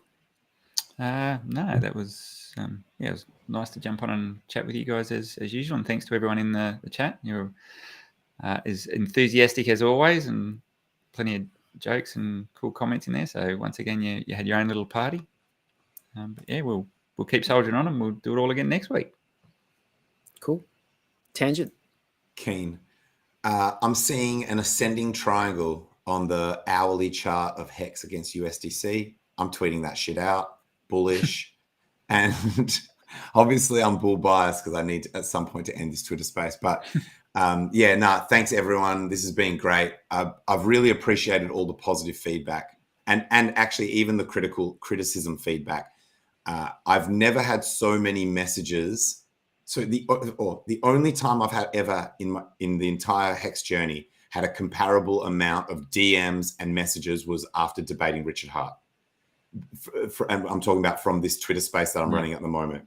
I'm getting more people contacting me as much as when I debated Richard Hart himself. So for some reason, I have no idea why I didn't expect this. This Twitter spaces has just been very engaging for people, and the title's not even really that exciting. It's not that clickbaity or anything. But yeah, anyway, so keep it up. Let me know. I want to hear feedback, but obviously, ultimately, I decide what goes. And in terms of i.e., you can make suggestions to me. Just don't be offended if I don't adopt them. This has been fun. I really enjoy these streams. So if you're listening on the Twitter Spaces, but you also have a YouTube account, definitely subscribe to the Hull 8 Show channel and Discourse Syndicate, and we will be bringing this content. We're here every week. Smash the likes while you're at it. And also, if you guys are watching this stream on YouTube, you can, and we're about to end, but Tangent, because he's a fucking savage, right? And just, he's been streaming for 2.5 days. He's going back into the Twitter spaces. Oh yeah, true. I And forgot if to even you guys- shield the space. Yeah, if you guys want to go and chat with Tangent and talk hex related shit and just just have a bit of fun with the Hexagon community, go into that Twitter Spaces, go have some fun, go have a chat, and as always, be respectful. anyone's welcome to speak. So if Yeah. you had something that you wanted to say in this stream, like if you were screaming at the stream, being like, it's not that, like it's this or something. If you've got a strong opinion about something that we talked about today and you want to be able to voice it, come to my motherfucking Twitter Spaces and voice that shit. That's it. Go into the Twitter Spaces, tells that greasy wog to shut the fuck up. I fucking love this, dude. I love it. This is gonna be, I think, this is how we're gonna go viral, bro. This is how we're gonna go viral. Is we're gonna bring a level of racism, and then we can be like, you can't censor us. We're allowed to do this. Seinfeld made Jew jokes. What you gonna do, bro? Like, and they'll probably cancel us anyway. But they'll probably be like, actually, rules have changed. They're like, dude, bro, you know how old Seinfeld TV series is, bro? Rules have changed, dog. Now you're not allowed to say shit. We're canceling your ass right here. Dude, I was thinking about that the other day, and remember the soup Nazi from Seinfeld? Yeah, I'm not sure that just wouldn't air now, would it? I don't think you could do the soup Nazi nowadays. I don't think you could have the word Nazi like in a comedy. Absolutely. I just don't think you could. Absolutely. Bro, that's actually what is gonna make watching old movies and shit so enjoyable for me in the future. And even now is watching and being like, oh damn, you wouldn't get away with that now. Like, that's gonna be a new pastime of mine. I already found one like not so long ago. Remember that movie called Clueless? Ooh. Was it about frat girls or something? Sort of, yeah. Okay. It had, who did it have? Had like a really gorgeous like blonde girl. It's not that. Is it Silverstone? Alicia Silverstone? Yeah. Like when she was like. Oh, I remember the cover now. I remember the cover. I remember the cover of that movie. Yeah, hot. I was watching that maybe 6 months ago with my wife. I was just seeing bits and pieces, and then there's a part of it where she's just walking down the street talking to her friends, and she's calling someone a fucking retard or something like that. I'm like, whoa, that's like, not that it was music to my ears, but it was just like so refreshing to hear that. Like, I tell you what, that's coming back into everyone's lexicon. I don't know whether it's whether Richard's popularized it again, but I've seen a lot more of that getting around. All right. Well, look, it's been good fun. We've gone for almost 3 hours. We're almost there. Thanks everyone in the chat. As I said, go to the Twitter Spaces and voice your like. Don't go and be racist, please. Voice your concern. Oh, that's not what we were encouraging. That's not. I get it. When you. Do you know, I just thought, oh no, I don't want people just going incited. I don't want to incite racism. No, I don't mind it. I don't mind it against me, just not against anyone else. I've got a rule in that Twitter space: is no personal attacks. In fact, I shouldn't be a hypocrite. No personal attacks. So that I guess I have to include myself in that category, like as in to not receive or give. So, yeah. All good. Yep. All right, guys. It's been fun. We will see you next week. Cheers. Cheers, guys.